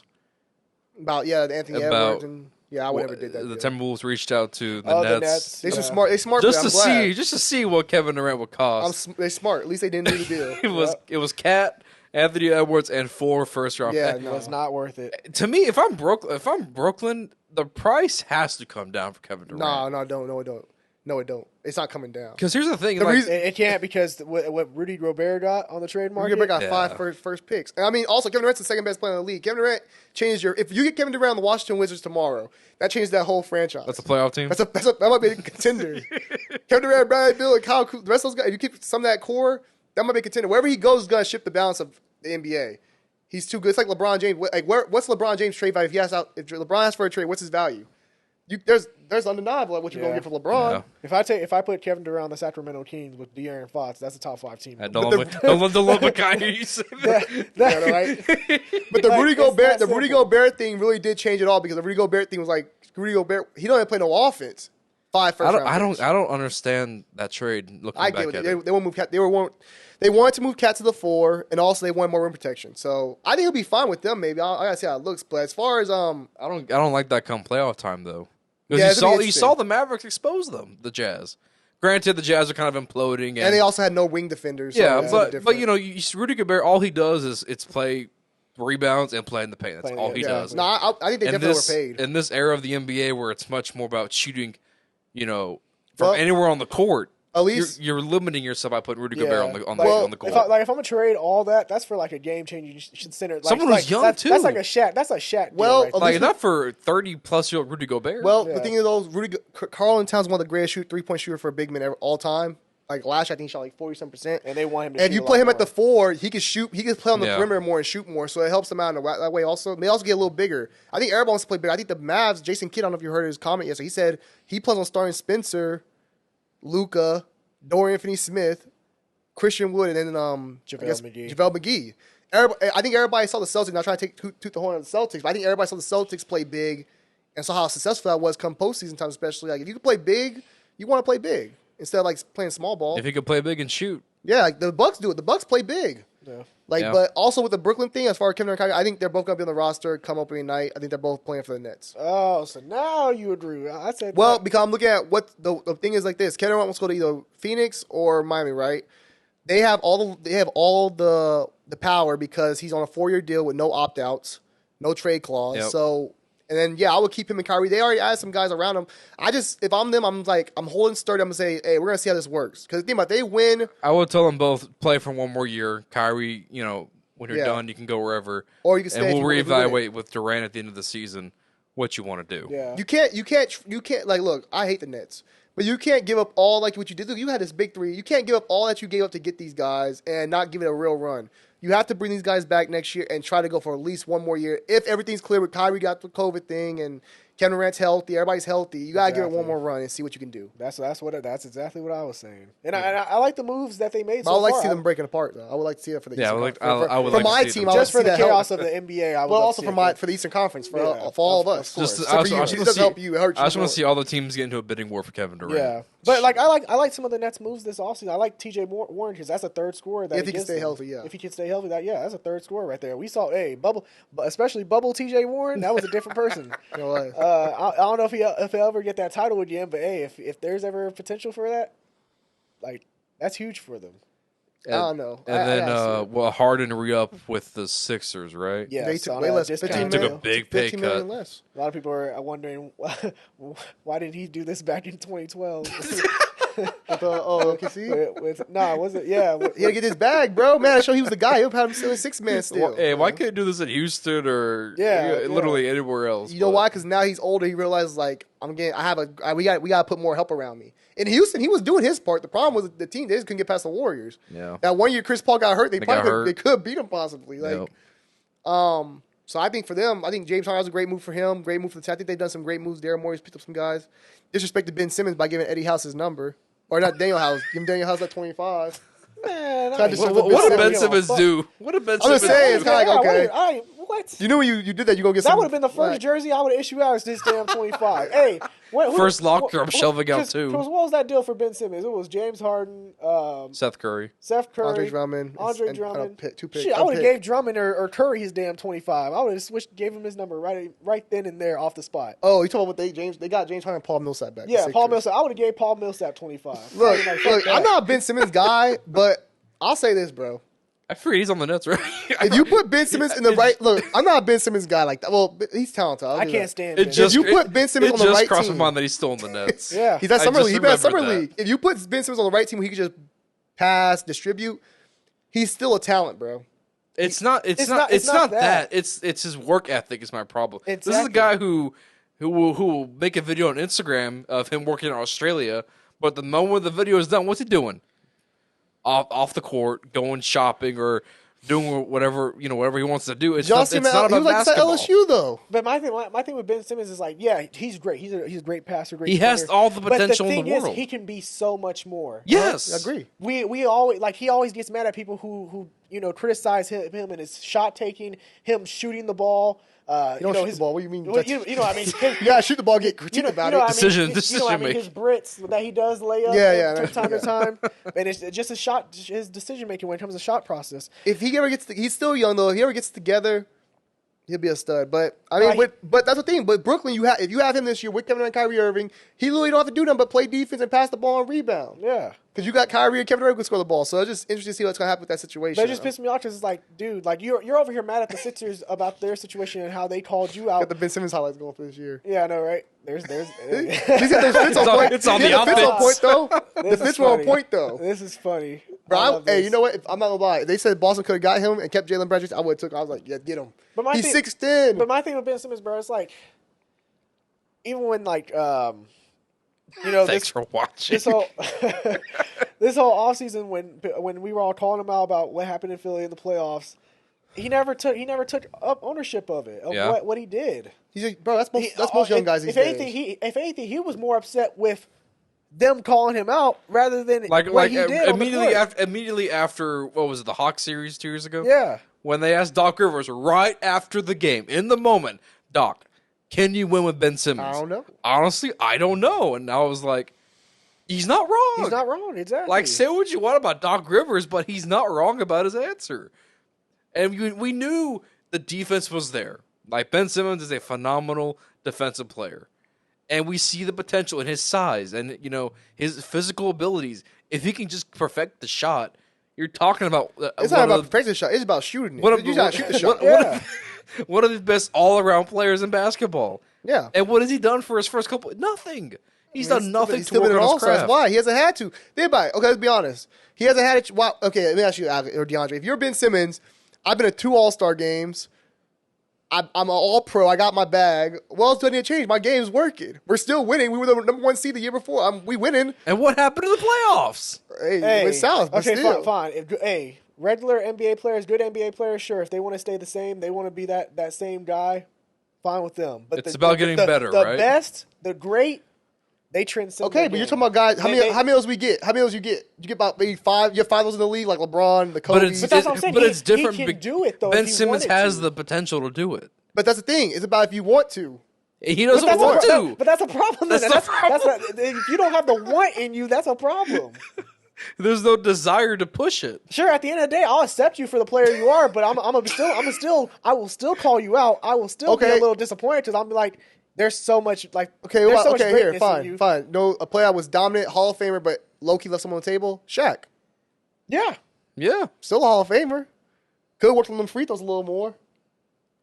That's if Shaq would have made like 75% of his free throws, he's probably the all-time league scorer. That is true. He said it during his Hall of Fame speech. I remember that shit. He said, but Shaq told us, Shaq used to talk about how he used to go party before he put the Clippers. He'd be getting ready for his parties and stuff. Shaq be eating two Big Macs before the game. And then still dropping 30 bombs. Like, if you could do that, then, like, most guys don't have it. Some guys have that extra incentive, like Kobe Bryant, that'll make you, like, push yourself. But most guys, if I'm getting 18, 10, and 10, we're winning. I'm throwing dimes, we're winning games. Like, what's going to make me want to change my game? The moment the spotlight is on you and you don't show up for it. Yeah. And that series against the Hawks. I agree. The moment this man caught the ball right under the rim, had a clear shot, clear dunk on the basket. And what does he do? But also, I'm not trying to sound like an old head, but you got to think about these guys are different. These young guys are different now. Like, DeAndre Ayton literally went on live saying that he stays up late at night to play 2K because his boys are over in Bahamas. So he'll play 2K like late at night. That's exactly why Makai said I don't want him. What I'm saying is like these young guys are just a little bit different breed out here nowadays. Look at that man. They're a different breed nowadays. You know what I mean? But I agree. He can be better. He should be better because he has so much potential and we all see it. And it's oozing out. He's got to push it out of him. And hopefully, maybe the right coach, because Doc Rivers is not that great of a coach. But if you had the right coach, maybe that changes things. I can keep it real. Doc Rivers is not that great of a coach. I'll keep it real. Let's just put it like this. Because we when he was coming out of high school, coming out of LSU, people gave him... He was lazy at LSU. But still, people gave him the LeBron. Like, this man could be... The skill set's there. The skill set's there. So, how is it that number 1 pick in the draft... Also signed Rich Paul's agent. Rich Paul. LeBron's agent. Rich Paul. How is it that the number 1 pick in the draft hasn't improved his game? Like, as far as... A step. Took a major step. But a player like Giannis Antetokounmpo, who has the size. They're different. Look at Giannis before we got juiced. But that's different. Was drafted, what was Giannis? 16. 16. Drafted 16th But that's different. overall. You're talking about a guy with hunger. Giannis came from the mud. Ben Simmons was the guy coming out of high school. He's the number 1 player in the country. With the number 1 pick in the draft. Like, Giannis had to get out the mud. It's different. Like, okay, let me answer like this. Put like this. I love Brandon Ingram. Brandon Ingram's gotten better as a player every year, right? Ben Simmons has not gotten better, but still has made more all-star teams than Brandon Ingram has. Yeah. And was the better player early because his game just was easier to get. He had the offensive game. Right. What I'm saying is Ben Simmons had to work. Giannis had to work for himself because Giannis was not that guy. This guy was already touted as a skilled player. He had skills that Giannis had to develop already. The passing, Giannis got better. Giannis still can't pass like him, but Giannis got better as a passer and stuff like that. I'm just saying, Giannis had to get the mud. If you got the mud, that's different than getting it spoon-fed. He was man-made sandwiches, sugar water. Let me say this. And so we thought it was rough in Philly. Imagine if he went to L.A. or Boston or New York. where it's where the But the success, fans know basketball. the pedigree The is there. publicity is all on Like your Brandon, team. Brandon Ingram, in LA was not good. He was young. Needed unpolished. time. He needed time to develop, and people trashed him, Lonzo Ball, because there wasn't that immediate success. Mm-hmm. Had Ben Simmons gone to the Lakers in the middle of the Lakers sucking, when they were, he would not have lasted in the NBA. Well, he would have probably been able to help him more because the problem with Branningham was now he's a great scorer, but like Ben Simmons coming into the league was already a great passer, already a rebound, he's 6'10", was already a great defender. So those things were already there. So low-key, the Lakers probably be a little better with him because he can play off of everybody. But like you look at the guys they drafted, Lonzo Ball couldn't score the ball, couldn't shoot. Branningham was still young, had to get some strength on him, had to learn how to score the ball in the NBA. D'Angelo Russell, inconsistent at times. Like Ben Simmons probably would have fit with LA, but I get what you're saying though. As far as like the crowd, the fans, The pedigree of the team. yeah, they would have. Yeah, like they would have ate him up Yeah. for sure. I agree with that. And now we'll see what happens in Brooklyn. I literally forgot he was a net. Yeah, bro. until- He's at summer. He was at the summer league actually, chilling. He's in the summer league. Not playing. I wish he was playing. He's in the summer league, just watching and chilling with his girl, his fiance. Yeah. Probably taking pictures for Instagram. He just reactivated that Instagram too. What else is that it in the NBA? Really? Summer league's been going on. Keegan Summer league's- Murray. Shout out to Makai. Because me and Makai both said Keegan Murray was gonna be a problem. I mean, Keegan Murray looks great. I mean, I know summer league. I remember Stanley Johnson looked great in summer league. Javante Murray. Jonathan Murray Jonathan the Murray. Hawks. I love the move.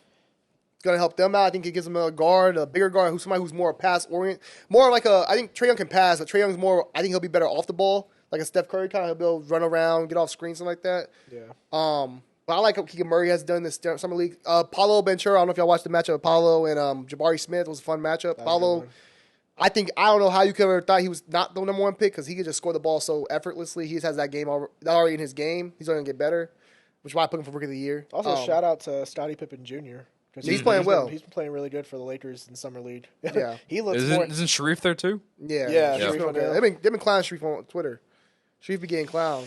I don't think Yeah. Sharif's bad. I don't think Sharif's going to make the team. He's not making the team. Well, I don't. It's It's the same thing with Bronny. People are going to instantly compare the sons to the fathers. Yeah, I think well, Bryce going to be the best well, one out of but the also- out of the James for family. sure. I think Bryce going to be better than Bronny. But it's hard, like because Sharif is like you can't you went into the NBA draft after playing in college, where in a season where you were only averaging 2 points per game. So it's like We had no choice to go to the NBA draft. It's time. But also, don't go before then. Even though he had the heart surgery, glad he's doing better. He left UCLA.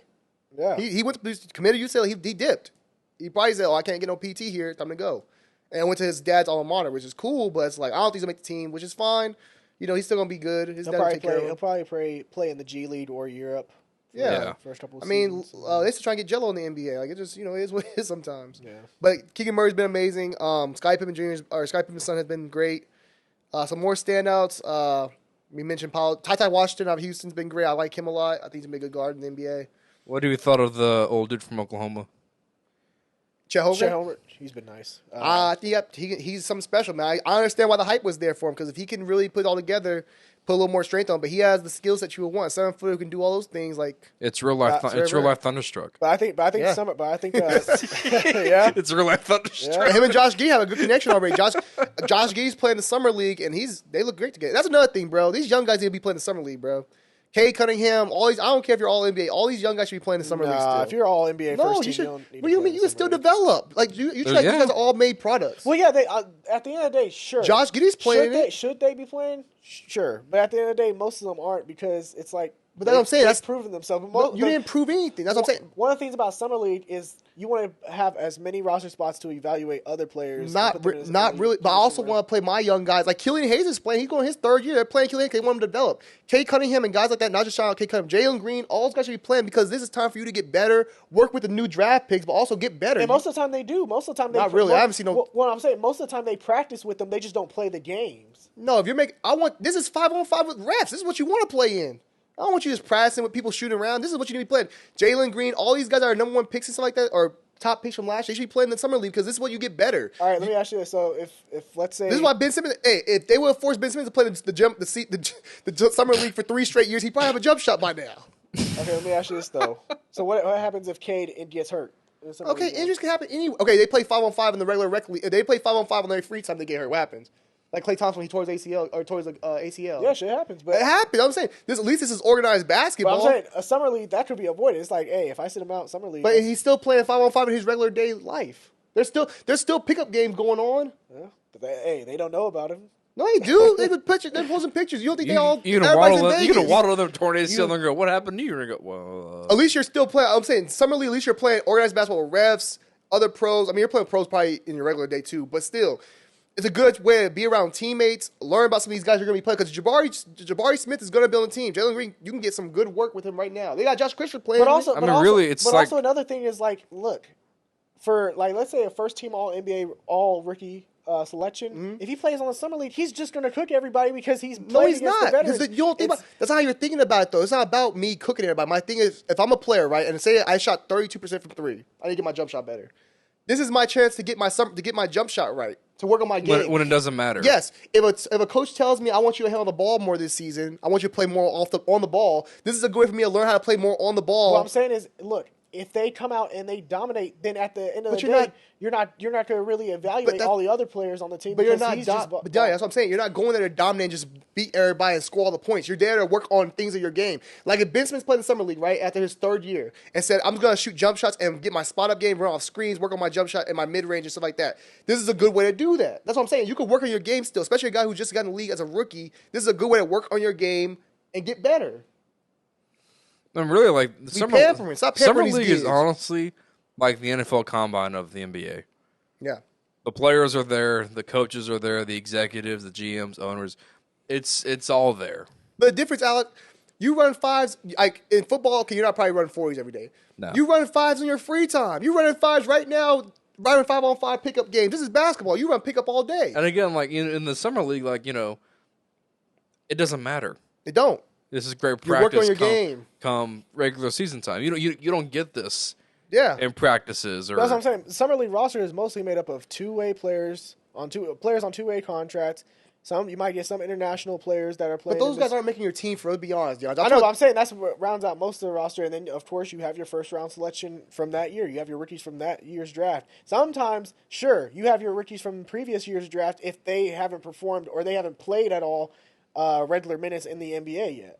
But no, because you should make guys, even if they have performed in the NBA like a first like Kate Cunningham has, he should still be playing summer league because he can work on other aspects of the game before the season starts. It gives you a head start on the season. This is a good way to show off what you've been working on. But you just said 5-on-5 situation is the same. So why can't I just pickup? play? No, because pickup you're not gonna work.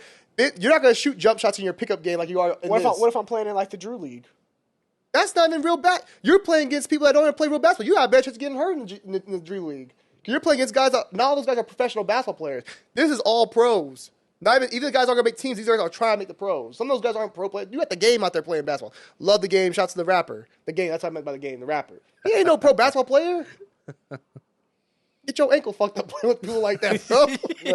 Hey, bros. Hey, they come out to practice with him anyway. It's fine. Oh my I don't think it's. This is why the Bulls have developed 8 players the last couple of years. Shit, the Celtics. You tell me you wouldn't want to see Ayo play in this? Huh? You wouldn't want to see Ayo play this year? Well, yeah, Ayo should be playing in this. Why not? He played a big role last year in the team. He played major minutes for y'all last year. Yeah, but was he a first team All NBA? So basically, Herb Jones was first team All NBA. He ain't got to develop no game.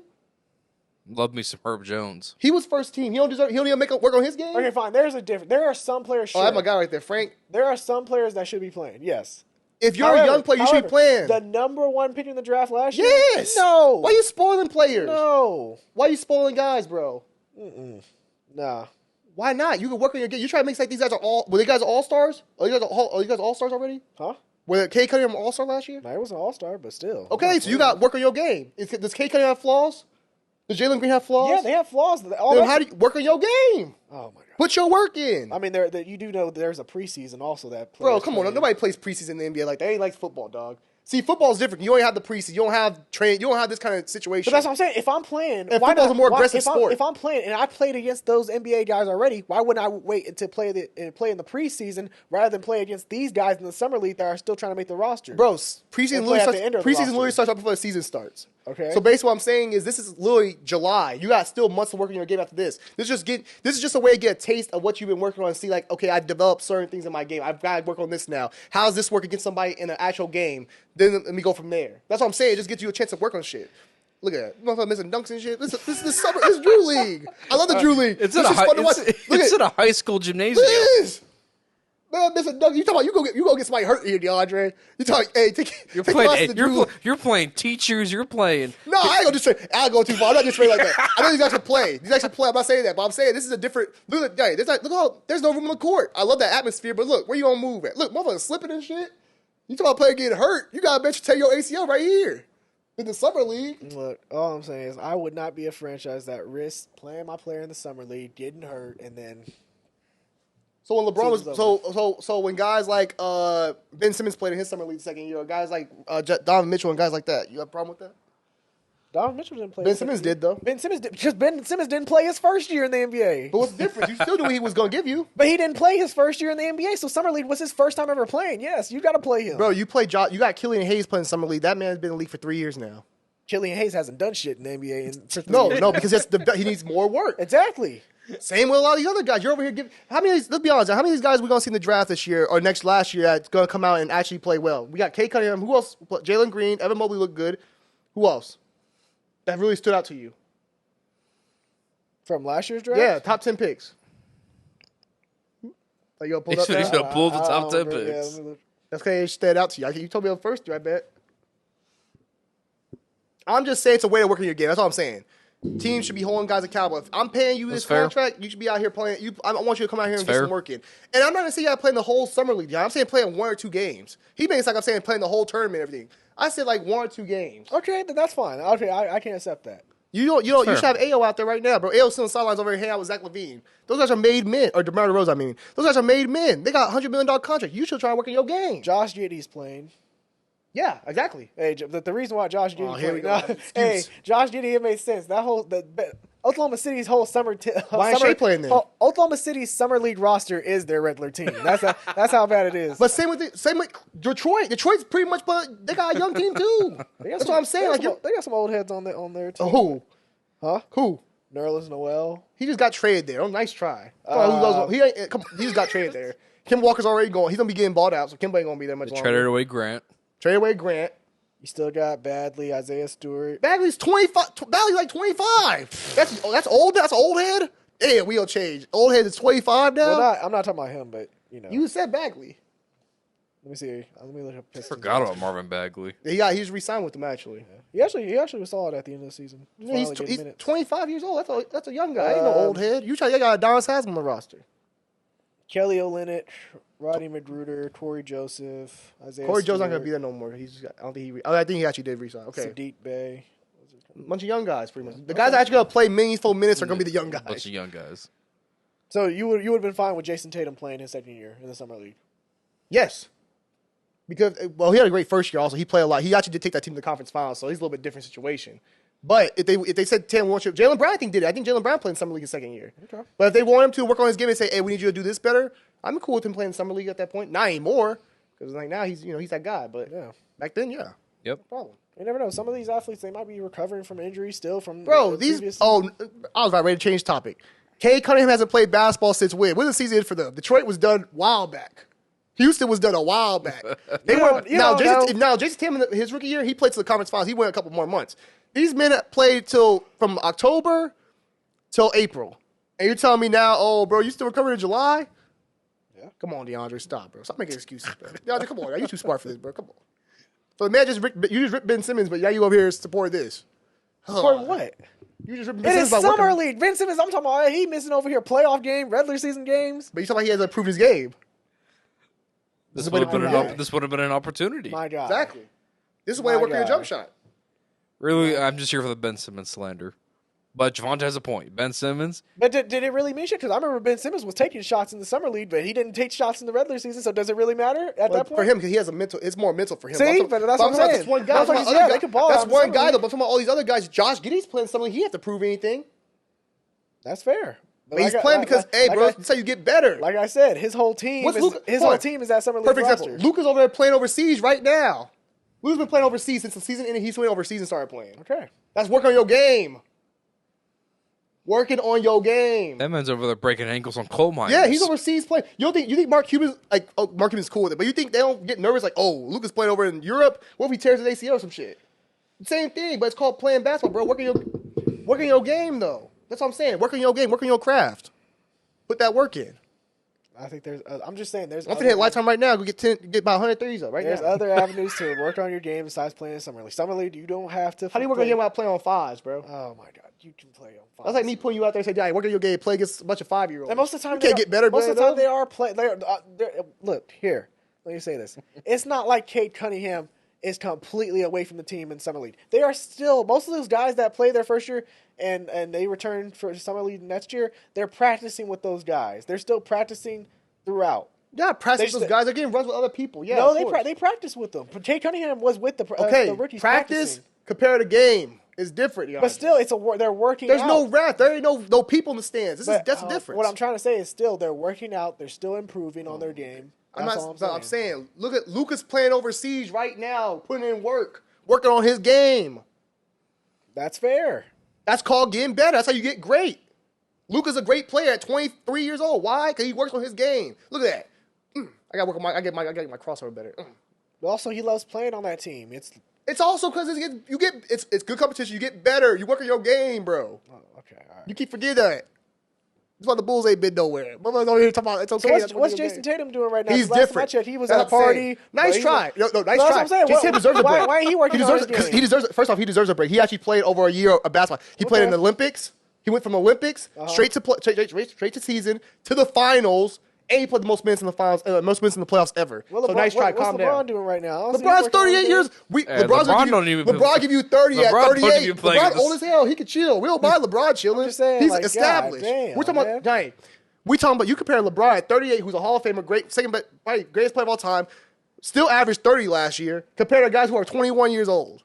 Where did we get to this point? 21-year-old kids can't play basketball down at Summer League? Hey, all I know 21. Is if I'm gearing up at the Summer League, and I look across, I see Braun over there. I'm not even talking about the whole summer. I'm talking about 2 games, bro, at most. Maybe at 2 games, get a little feel, get a little jump shot, get a little feel like you working. Damn, DeAndre. Come on, bro. Where that grind at? That's why I like to be them guys over here slacking. This is why y'all got knocked out the playoffs first round. Oh, okay. Y'all weren't ready for the grind. Yeah. This is why Lonzo Ball ain't played the postseason. He over there rapping, doing other stuff, but playing postseason. Oh, okay. Lonzo Ball was at the Summer League. He didn't be playing some Summer League basketball. Maybe. Oh, no, not maybe.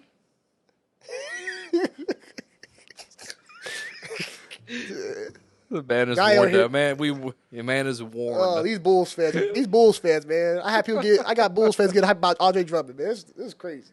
I mean, it was a good signing, but okay. You know, they told me Otto Porter was a good sign too back when they had Otto Porter. Yeah, all right.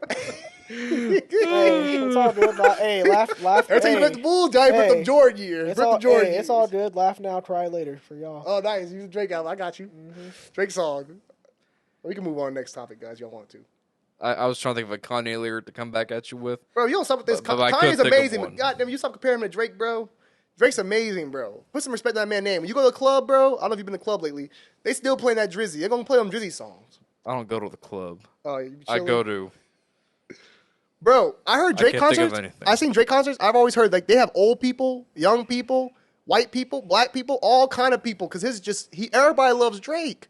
He got something for everybody. They play. We got wedding songs. He got a wedding banger, bro. It's fair. It's fire, bro. It's fair. I'm straight. Okay.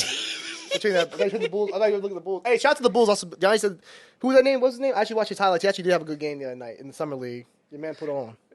I gotta show some love. Dalen Terry. Huh? Dalen Terry. There you go. That's it. I can just hear it in his voice. Look, let me go right there. We got the highlights. And I heard Jane Hardy cooked y'all? I know he dropped 19. I know who he dropped it against. He dropped it against y'all? Okay. Okay, I was wondering who Jane Hardy was. It's Summer League, Javante. Jane Hardy gonna be nice, bro. I like Summer League. I didn't know dropping 19 points was crazy. Bro, no, he averaged 19 in the G League. He's a bucket. He's a walking bucket. When he was playing the little G League thing. Yeah. Now, if this man dropped 30 on me in the Summer League, I'd be like, okay. Yeah. He got that. Hey, Kobe White should be playing this right now. We speak. Kobe White should be up in here.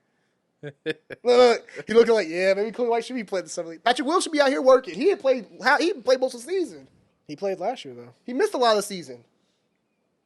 Yeah, but I don't know. Should he be out there working? Does it? Well, let me ask you: does it really matter? Because I saw Patrick Williams last year. Last year, Patrick Williams was hooping in the summer league. Here we go. That's what I'm saying. Patrick Williams. Hey. That's what I'm trying to say though. Patrick Williams was hooping in the summer league. I saw ball handling, everything. I'm like, oh shit, this man could actually handle the ball. He could probably set up the offense, initiate if he wanted to, because that's how he was looking in the summer league. Did that shit translate to the regular season? Well, I think he's playing with Zach LaVine and DeMar DeRozan and Lonzo Ball. Lonzo Ball's on the ball. You have a lot of guys on the ball. If anything, I feel like it might make motherfuckers worse. You think you top level defender in the summer league, and next thing you know, you play that same way against some regular NBA starters, and you getting cooked. Bro, Patrick Williams working on the ball handle was probably good. What I'm saying is, you can't use that. You're using all these moves against all these guys in the summer league. Guess what? But you can't. You're getting cooked. But Patrick Williams can't use those things because Lonzo Ball's on the ball. And Zach, you have three guys who are on the ball heavy. I know, but still, it's even. How you gonna use that in the game if all your three other guys who use the ball? But that's the one thing that I wish I just wish Patrick Williams, when he has the ball in his hands. Until Lonzo Ball has to get up off of it. I just wish he would be. I'm saying, but when Patrick Williams does get the ball, he's so quick to pass it. I wish he would actually try to find opportunities for himself. Yeah, exactly. I agree. But when you playing with two guys that score 20 plus, it's tough. Zach LaVine got to get his shots. But I will say this though. I remember last year we go in the playoffs. Johnny like, hey, Patrick Williams, man, he tough. He gonna defend him. He'll lock up Giannis. Game 1. Giannis just dunking on him. All playoffs, Giannis just get his 30 easy. Okay. Cook it. Johnny like, they gonna beat y'all. Giannis does it to everybody. No, he did the Boston. If anything, you should be congratulating us because we took out Chris Middleton. Oh, my let's be honest. If Chris Middleton played, they would have won. If Chris Middleton played, y'all probably would have won a game. Y'all got swept. But that's what, if Chris Middleton played for Milwaukee against y'all, DeAndre sat there and said, if we had lost, only to see you lose. He prayed on my downfall, bro. Every round he was praying on my downfall. Man, I was like, y'all gonna lose to Milwaukee. Smoked. Hey, eventually I got the last laugh. You did? We got there, though. Hey, I see the bunch of the finals 3 times in my lifetime. How many times you see the Bulls in the finals? Okay. And actually, when you can see and actually talk, 0. What you talking about? I was talking. 95 don't count. You were not talking 95. I was talking. Well, I wasn't born in 95. 96. What the fuck you? I was talking about 97, 98. I was out of the womb. I was 1 year old. Bulls fans, he ain't seen nothing but Derrick Rose and that ACL injury. That's all he seen. Yeah, pain. But it's all good. Shout out to the Bulls though. Y'all ain't beating us this year, but shout out to y'all. Mm-hmm. Move on now, y'all. Okay. I think you can't say anything. Y'all gotta be quiet. You know what time it is. It's all good. I guess just very quickly before we wrap things up, anything new with Dre and Jay going on? Man, I've been arguing with this man for hours. Man, we got some videos coming out. Thor coming out. We got to do the spoiler review. Johnny's probably gonna be a hater and rip it. Oh my god.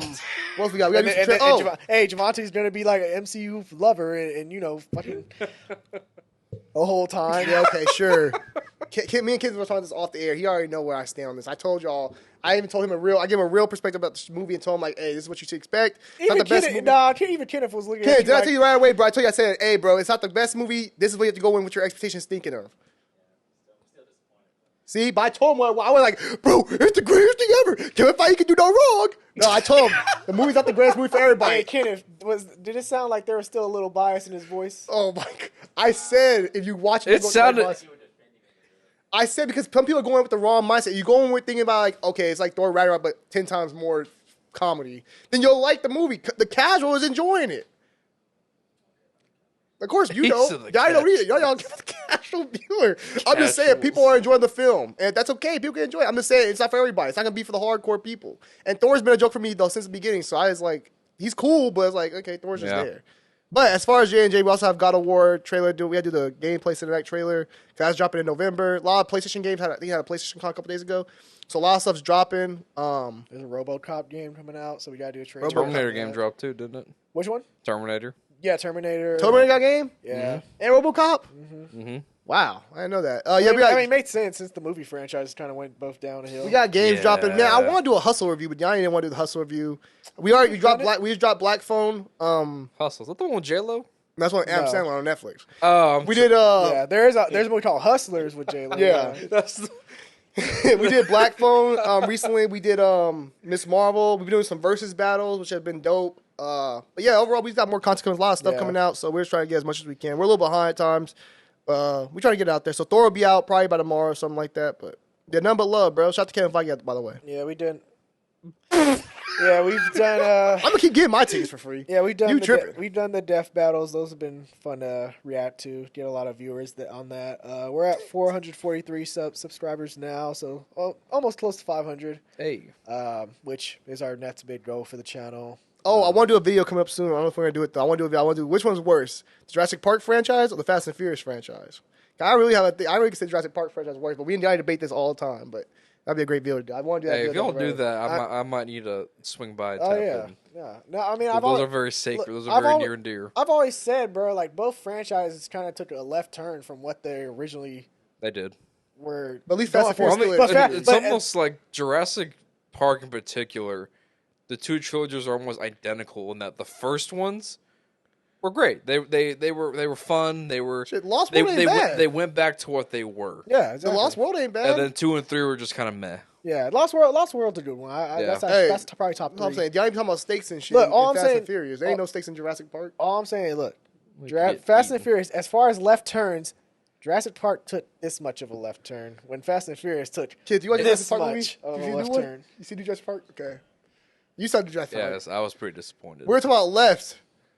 Dallas Bryce Howard's outrunning Raptors in broad space. We're not talking about with little curves that you can make. Little Also, angle off. I just don't get how Owen. Is that everybody can do that? Everybody can do this. You can stop a dinosaur in its tracks apparently by just throwing its hand up. Yeah, then he Okay. choked the dinosaur, bro. You thought Fast and Furious is outrageous. This man's choking dinosaurs, Oh my god, bro. he did He's not. used Did to- he started fighting? He That's did tell not. me. She did not really choke the dinosaur. He not grabbing- Look, I mean- it was the Dilophosaurus, whatever the What spat the venom shit? venom shit. Anyway, he was the raptor was like pinned up against Bryce Dallas Howard. It was about to shoot it at her, and Chris Pratt came from the side and grabbed his throat while I was about to shoot to You stop just it. saw this shit look, bro. Chris Pratt. So choking it the wasn't like he just straight up saw this dinosaur. The dinosaur saw him. Dinosaur and he couldn't- choked out. Dinosaur the got a dinosaur. peripheral vision. Dinosaur couldn't see this man come up on him. No, He's because a predator. because it's focused. If if a predator is focused on his prey, it's gonna miss out on what's. But you around feel like he him. was snuck up like all quiet. No. Then you got people out running dinosaurs, bro. I don't want to spoil the movie for you, It was basically look, I got you. like Mission Impossible. bro. It but- wasn't even, Alex. Tell me if I'm lying right here. It wasn't about the dinosaurs. We got the biggest problem in the world isn't even the T-Rexes or the Raptors or anything else. It's the bugs.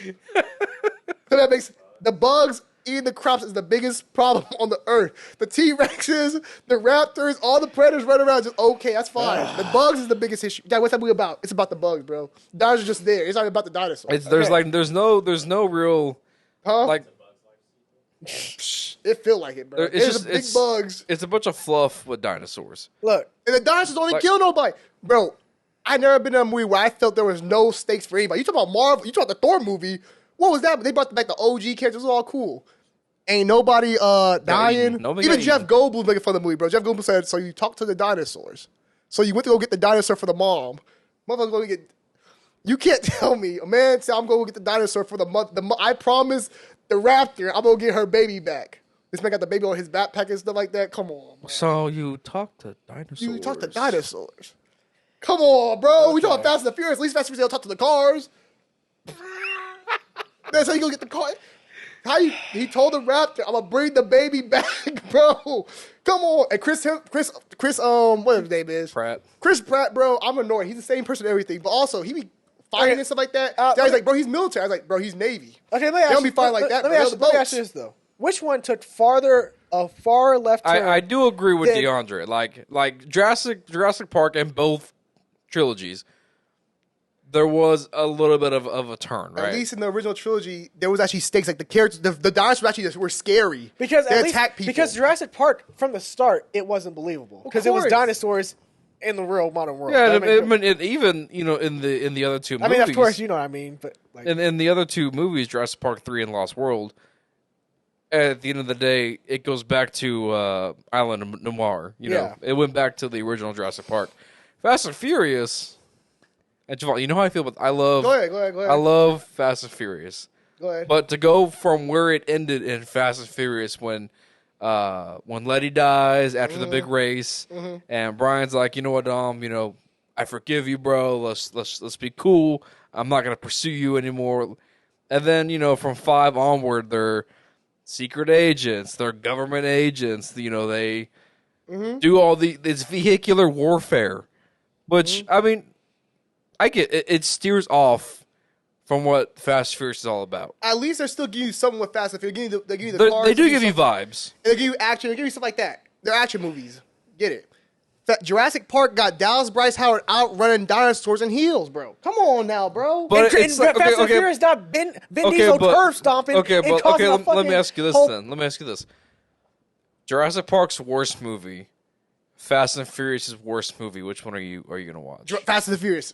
Jurassic World. This is the worst Jurassic World movie. This is the worst Jurassic Park movie I've seen. This is the worst one. Fast and Furious. What's the worst Fast and Furious? Probably Fate. Okay, I'll watch Fate over there. Yeah, you're right. I'll take Fate. I'll watch Jurassic World. I don't care. That's hard. Bro. My guy.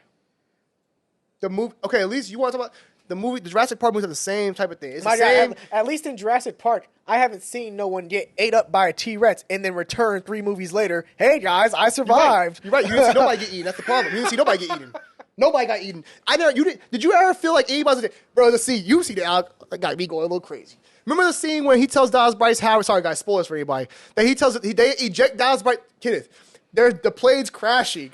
He tells Dallas Bryce, go get our daughter. It ain't their daughter, it's like the one they're taking care of. He's like, go get our daughter. They let her go on the little parachute. They land in the ice. They have a better land than she do. She lands in the jungle next to dinosaurs. I'm thinking like, oh, they gonna probably get her or something like that. They land right in the ice, bro, perfectly. Then my man Chris Pratt gets stuck under the water. You know, usually when you're under the water and you fall in the water with the ice and stuff, usually it takes you a while to get up. Nah, that's meant the dinosaurs coming? Nah. Whoop. Straight up right away, bro. No looking around, trying to find where to go, how to get out. Whoop. Just hop straight up. Come on, bro. I know Fast and Furious has flaws. But this should be played. This should have no stakes. Well, also that was an enclosed area. Also, I feel like if you get trapped in the ice in a river, I think the water. I'm actually asking this question. Isn't the water current like a lot heavier? Did you hear this bullshit? Like the current? Yeah, it's frozen with ice. No matter where the fuck you are, it's frozen over. You have to still find your way up once you fall in the water, bro. You have to find your way up. So if I'm in my backyard in the pool, how cold that water is. So if I was in a backyard with a swimming pool and there was ice covering pool, I fell straight in the ice. You'd be dead if you don't get your ass out quick enough. Because you're a freeze. But you're saying I would get lost. Yes. Have you ever? You like the movie? Remember the movie? The Orphan. What happened? Remember that? But that was a river. That was a little pond. Or that was a lake. Bro, this was a lake too. That was not a lake. Bro, it's frozen over. That was more of like There's no way you're gonna fall in the water. First off, it's freezing, and you're just gonna hop out the same, especially with a dinosaur coming right at you. The dinosaur's under the water. The dinosaur goes under the water, coming at you. You just whoop. Come on, bro. I will say, like, in the trailer, Alex saw it.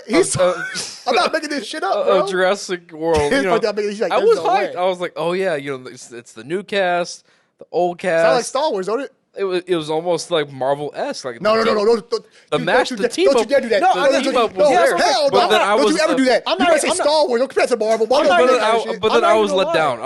Yeah, exactly. Like I was disappointed with my expectations going into the movie. But at the end of the day, I still had a good time. I still enjoyed the movie. But even if you want to say a person that goes in there thinking they're gonna get dinosaurs, the dinosaurs don't do anything. They don't kill nobody. Don't eat nobody. I mean, it's still nice to see them. They don't. It's cool seeing T-Rex just look. That's like just seeing the animals just sit there. Though they don't do anything. They're just sitting there just staring at them. I mean, they had a T-Rex fight at the end, but I mean, that's the same thing. And it was the same thing we already had. They thing. copy and paste from the Jurassic World, the first one. It's the same thing. The genetically modified dinosaur that we didn't know about. Apparently, always lose a T-Rex, bro. It's gonna come and kill us. And then what do you hear the orchestra, and then you hear. Okay, the T-Rex. Okay, which one's more wild? The T-Rex being involved in several fights, or Vin Diesel stomping the fucking ground and causing it to the Vin Diesel. I'll give that. That scene. That scene was wild. That scene was wild. I'll give that. That scene was wild. But also, think about it. The T-Rex. Or how about the T-Rex fights all these dinosaurs supposed to be the bigger predator and always wins. He always wins. It's actually a she. She always wins. Yeah. T-Rex always beats the bigger predator, bro. This dinosaur, even the dinosaur in this movie, bro, they say it's bigger. It's bigger than the T-Rex. Yeah. No, it's not mutated. This one's not mutated, but this one's bigger. This is like the ultimate predator. It's the Gigantosaurus. And loses to the T-Rex. The only time I see T-Rex loses is in Jurassic Park 3. But also T-Rex had help again. He still didn't die. He didn't kill him. Had help. I'm just saying, bro. He had help. When you watch this movie, bro, you talk. Hey, you know what? You should watch this app before you watch Thor, because you know when you watch this, you go back. You talk about steaks. You talk about steaks. You watch this, bro. You're gonna feel. I don't know if you're a fan of Jurassic Park like that. There's no stakes. You don't see no main characters die, no OGs, no new characters. Nobody. You have 12. Actually, you have 8 survivors. Actually, John Hammond dies. When? Oh, he been dead. You have 8 survivors, bro. In a horror flick like dinosaurs. 8 survivors. I have said this. I said Jurassic Park is great, especially when it goes for more horror than it does action. That's what the first one was. That's what they told us to do. That's what the first one was. Jurassic World was like horror. Yeah. That shit was horror. That's what I loved about the Jurassic World. Like one of my favorite scenes is when she's over here driving and she's asking them where the fuck the Indominus Rex is, like track it, and they're over here saying it's in the cage. That's a horror moment right there. That's thrills. They went away from all that. They went away from that. Yeah. They said we're gonna do more horror and went away from the horror. Look at this. Is the I'm talking about here, bro. We're watching that real quick. But that's the I'm talking about, bro. Look at all that ice. This man's gonna fall in that ice and he come back like ain't no. Look at all that ice, bro. He just comes back out like ain't nothing. Look, they're actually running it. Look, bro. You can't tell me, man. Cool. But look, both of them have their flaws. Here, but at least I can say this. The chick's plane, the chick loses her plane, bro. She names it, right? She has a name for it. She just says number 2. She puts a name at 2. I'm like, oh my goodness, bro. This shit don't make sense. Okay, though. Wait, what? Run it. Her plane name. Go ahead. Keep on. Okay. Look, at the end of the day, at least I know this was the final movie. You don't know that. Okay, well, based on box office, and Fast and Furious this shit is done. Fast and Furious, it's only 2 more. That shit has been asked since, I would say, the Stop. It should have ended the at 6. The new one wasn't bad, bro. It should have ended at 6. Was the new one bad? Fury, what was with it, John Cena, 9, yeah. Fast 9's not a bad movie. 9 kind of does go back to what? Because they had flashbacks to the original. That's it. They don't use the same character. They use different characters, but they also just went back more to cars, racing. It went back to that. It went a little bit more. It went down a notch. When the fuck did it do that? No, I'm saying it went back down a notch as far as like it didn't go to the extreme. That space team, the only thing that does something like that. Javante, they went to space. Okay. They took a car. Elon Musk been in space to space. They took a car. Okay, they also showed how they did. They used a rocket. It was a they used a rocket launcher to get there. They used a rocket to get there, like what NASA does. They had the rocket. They used that. So what I did is grab a car and said, "Well, Nos." They actually had planned it out and had the guy set it up to where, if you do it like this, it won't blow up. Okay, here's flaws.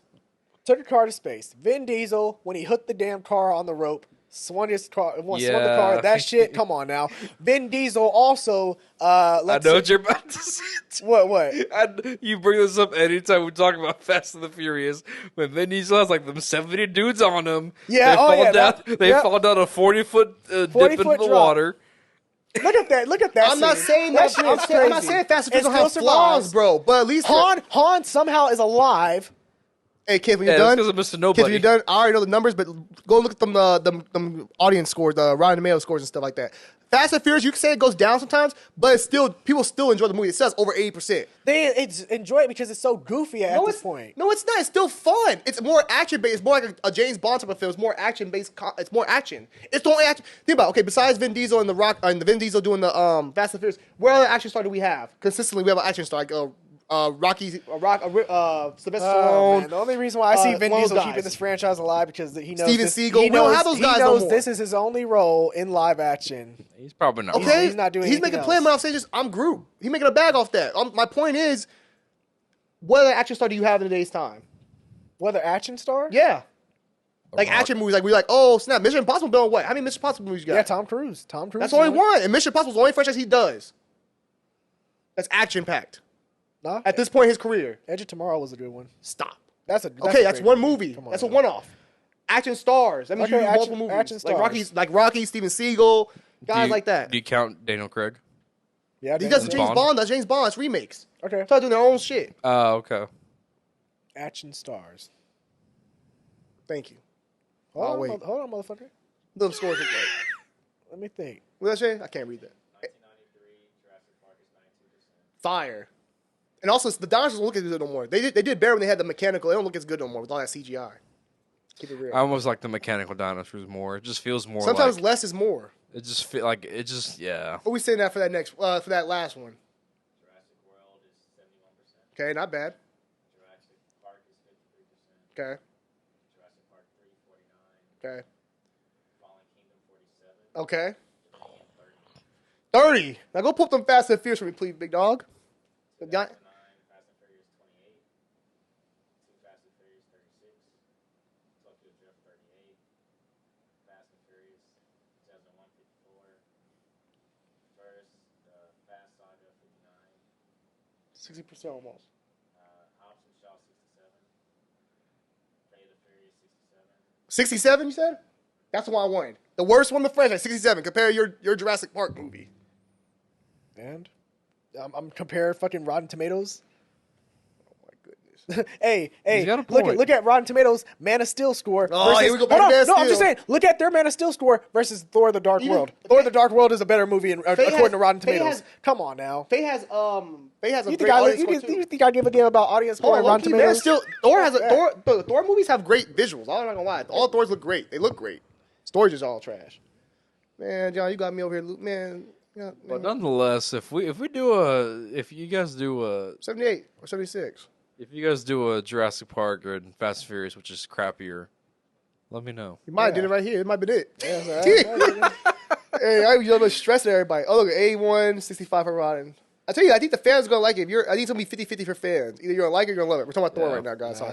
that's called the Disney. Oh, stop, bias, bro. keep Some it- people just Why can't you just see some people are just casual viewers? They just like to go watch a good time. They don't really care too much about it. They just want to have fun and laugh. It's true. This is for them. Chris and we're going naked. They want to see that. It's funny. Look, this is funny for them. I mean, that one got better right in the middle, so for sure. But Anything else going on with J&J, or is that really it? might have to take DeAndre out later because DeAndre, I gotta choke him out maybe. We might have to go to the Like a desert. dinosaur? We might have to go to the desert. Yeah, like dinosaur. We might have to go to the desert with only one coming back. No, that's what I'm tripping, bro. No, I'm just playing. But overall, yeah, we just got more content coming on the way, man. Let's keep on checking it out. Glad for all the engagement. We've been commenting more now, too. So we've been interacting with the guys that Yeah. leave comments. Woman of the King trailer was fire. The Woman King. The Woman King trailer was fire. Great, a lot of reaction to that, a lot of views. So we're going to continue to put out content, bro. Miss Marvel season finale next week. We're going to have content for that. So Yep. Yeah. Even though he thinks the last episode was great, which I mean, it's a good episode, but it's for a 6-episode series. I just didn't. Ken, like let me ask you a question, bro. Can you do 6 episodes if you have no fillers? No fillers? Yeah, no fillers though. Because I look at shows like Mandalorian and stuff like that. They have like 10 episodes, but some of those episodes be filler episodes. They're just throwing random stuff. But sometimes filler episodes are nice to have every once in a no, while. really, if you don't push it, Jake, Because I mean, if you're not pushing the story for it, I don't really care. but sometimes it's cool to have some cool scenes just to have like, hey, like this character did this character did that. No, it's before. not. Like, That's the this- problem with Boba Fett. Too many fillers. Oh my! Boba Boba Fett Fett is a entirely- 6-episode show. Boba Fett But point, entirely- but fillers. But even with Mandalorian, if you have Mandalorian, you don't need fillers. But there's some of those episodes in Mandalorian, you love some of them, but some of them are a waste of time. You're like, okay, I don't really need this. That's in Mando too. There's some episodes you're like, okay, we didn't remove the story. Especially when you watch that shit only once a week. You're Sometimes this filler- episode, I wish we had a little more this week. Sometimes filler episodes are great character development moments. Like when a show's coming out on a weekly basis, You don't want a filler, bro. disappointment. Exactly. If it's a movie, you got little filler sections, but like a show come out once a week, bro. It's like, damn, bro, like that was low key, like it didn't push anything for me. It's just like, okay, we're still stuck. I get that, but still, I'm saying, like Obi-Wan had filler episodes. Like if you do a show with no fillers, you do like just straight, hey, we're moving the story forward every episode. It's fine. It can work. I still don't think 6 episodes is good, but you know, that's, Yeah, neither do I. yeah. But you like Obi-Wan, don't you?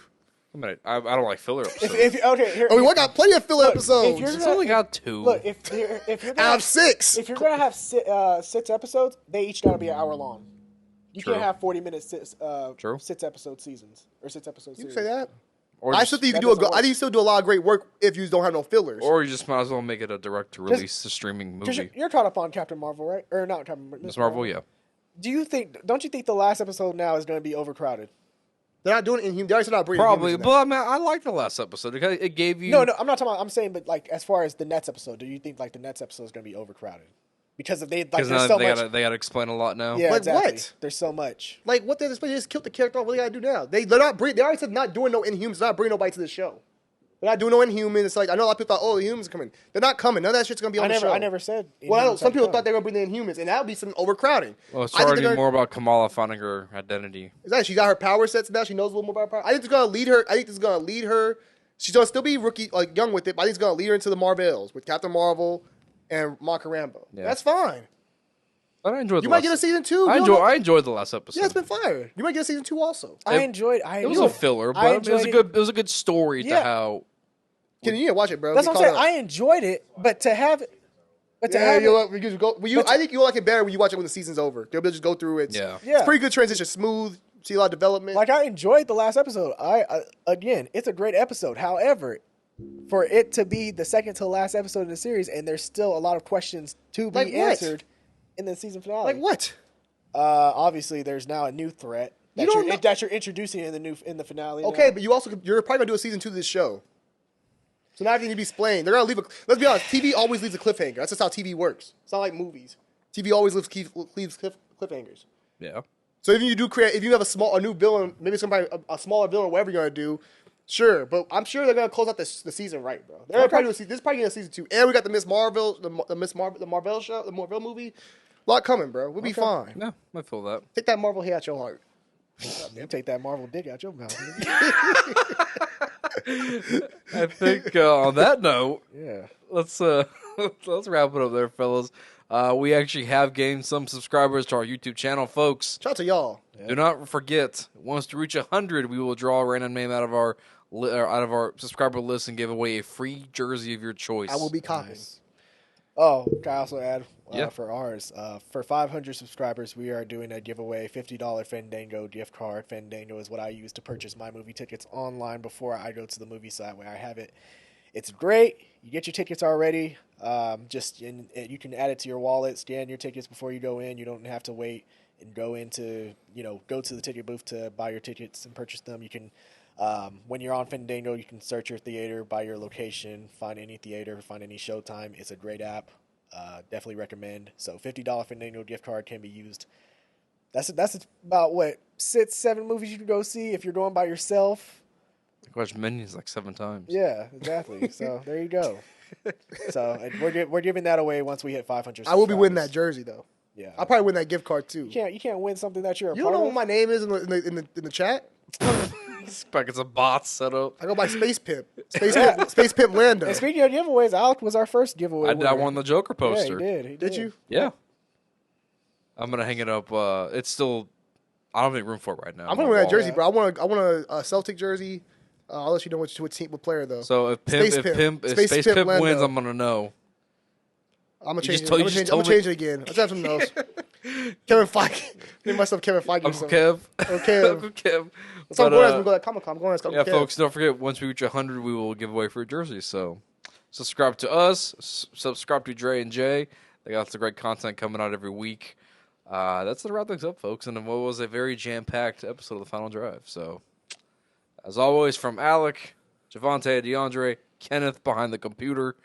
We'll see you guys next week. Deuces, boys and girls.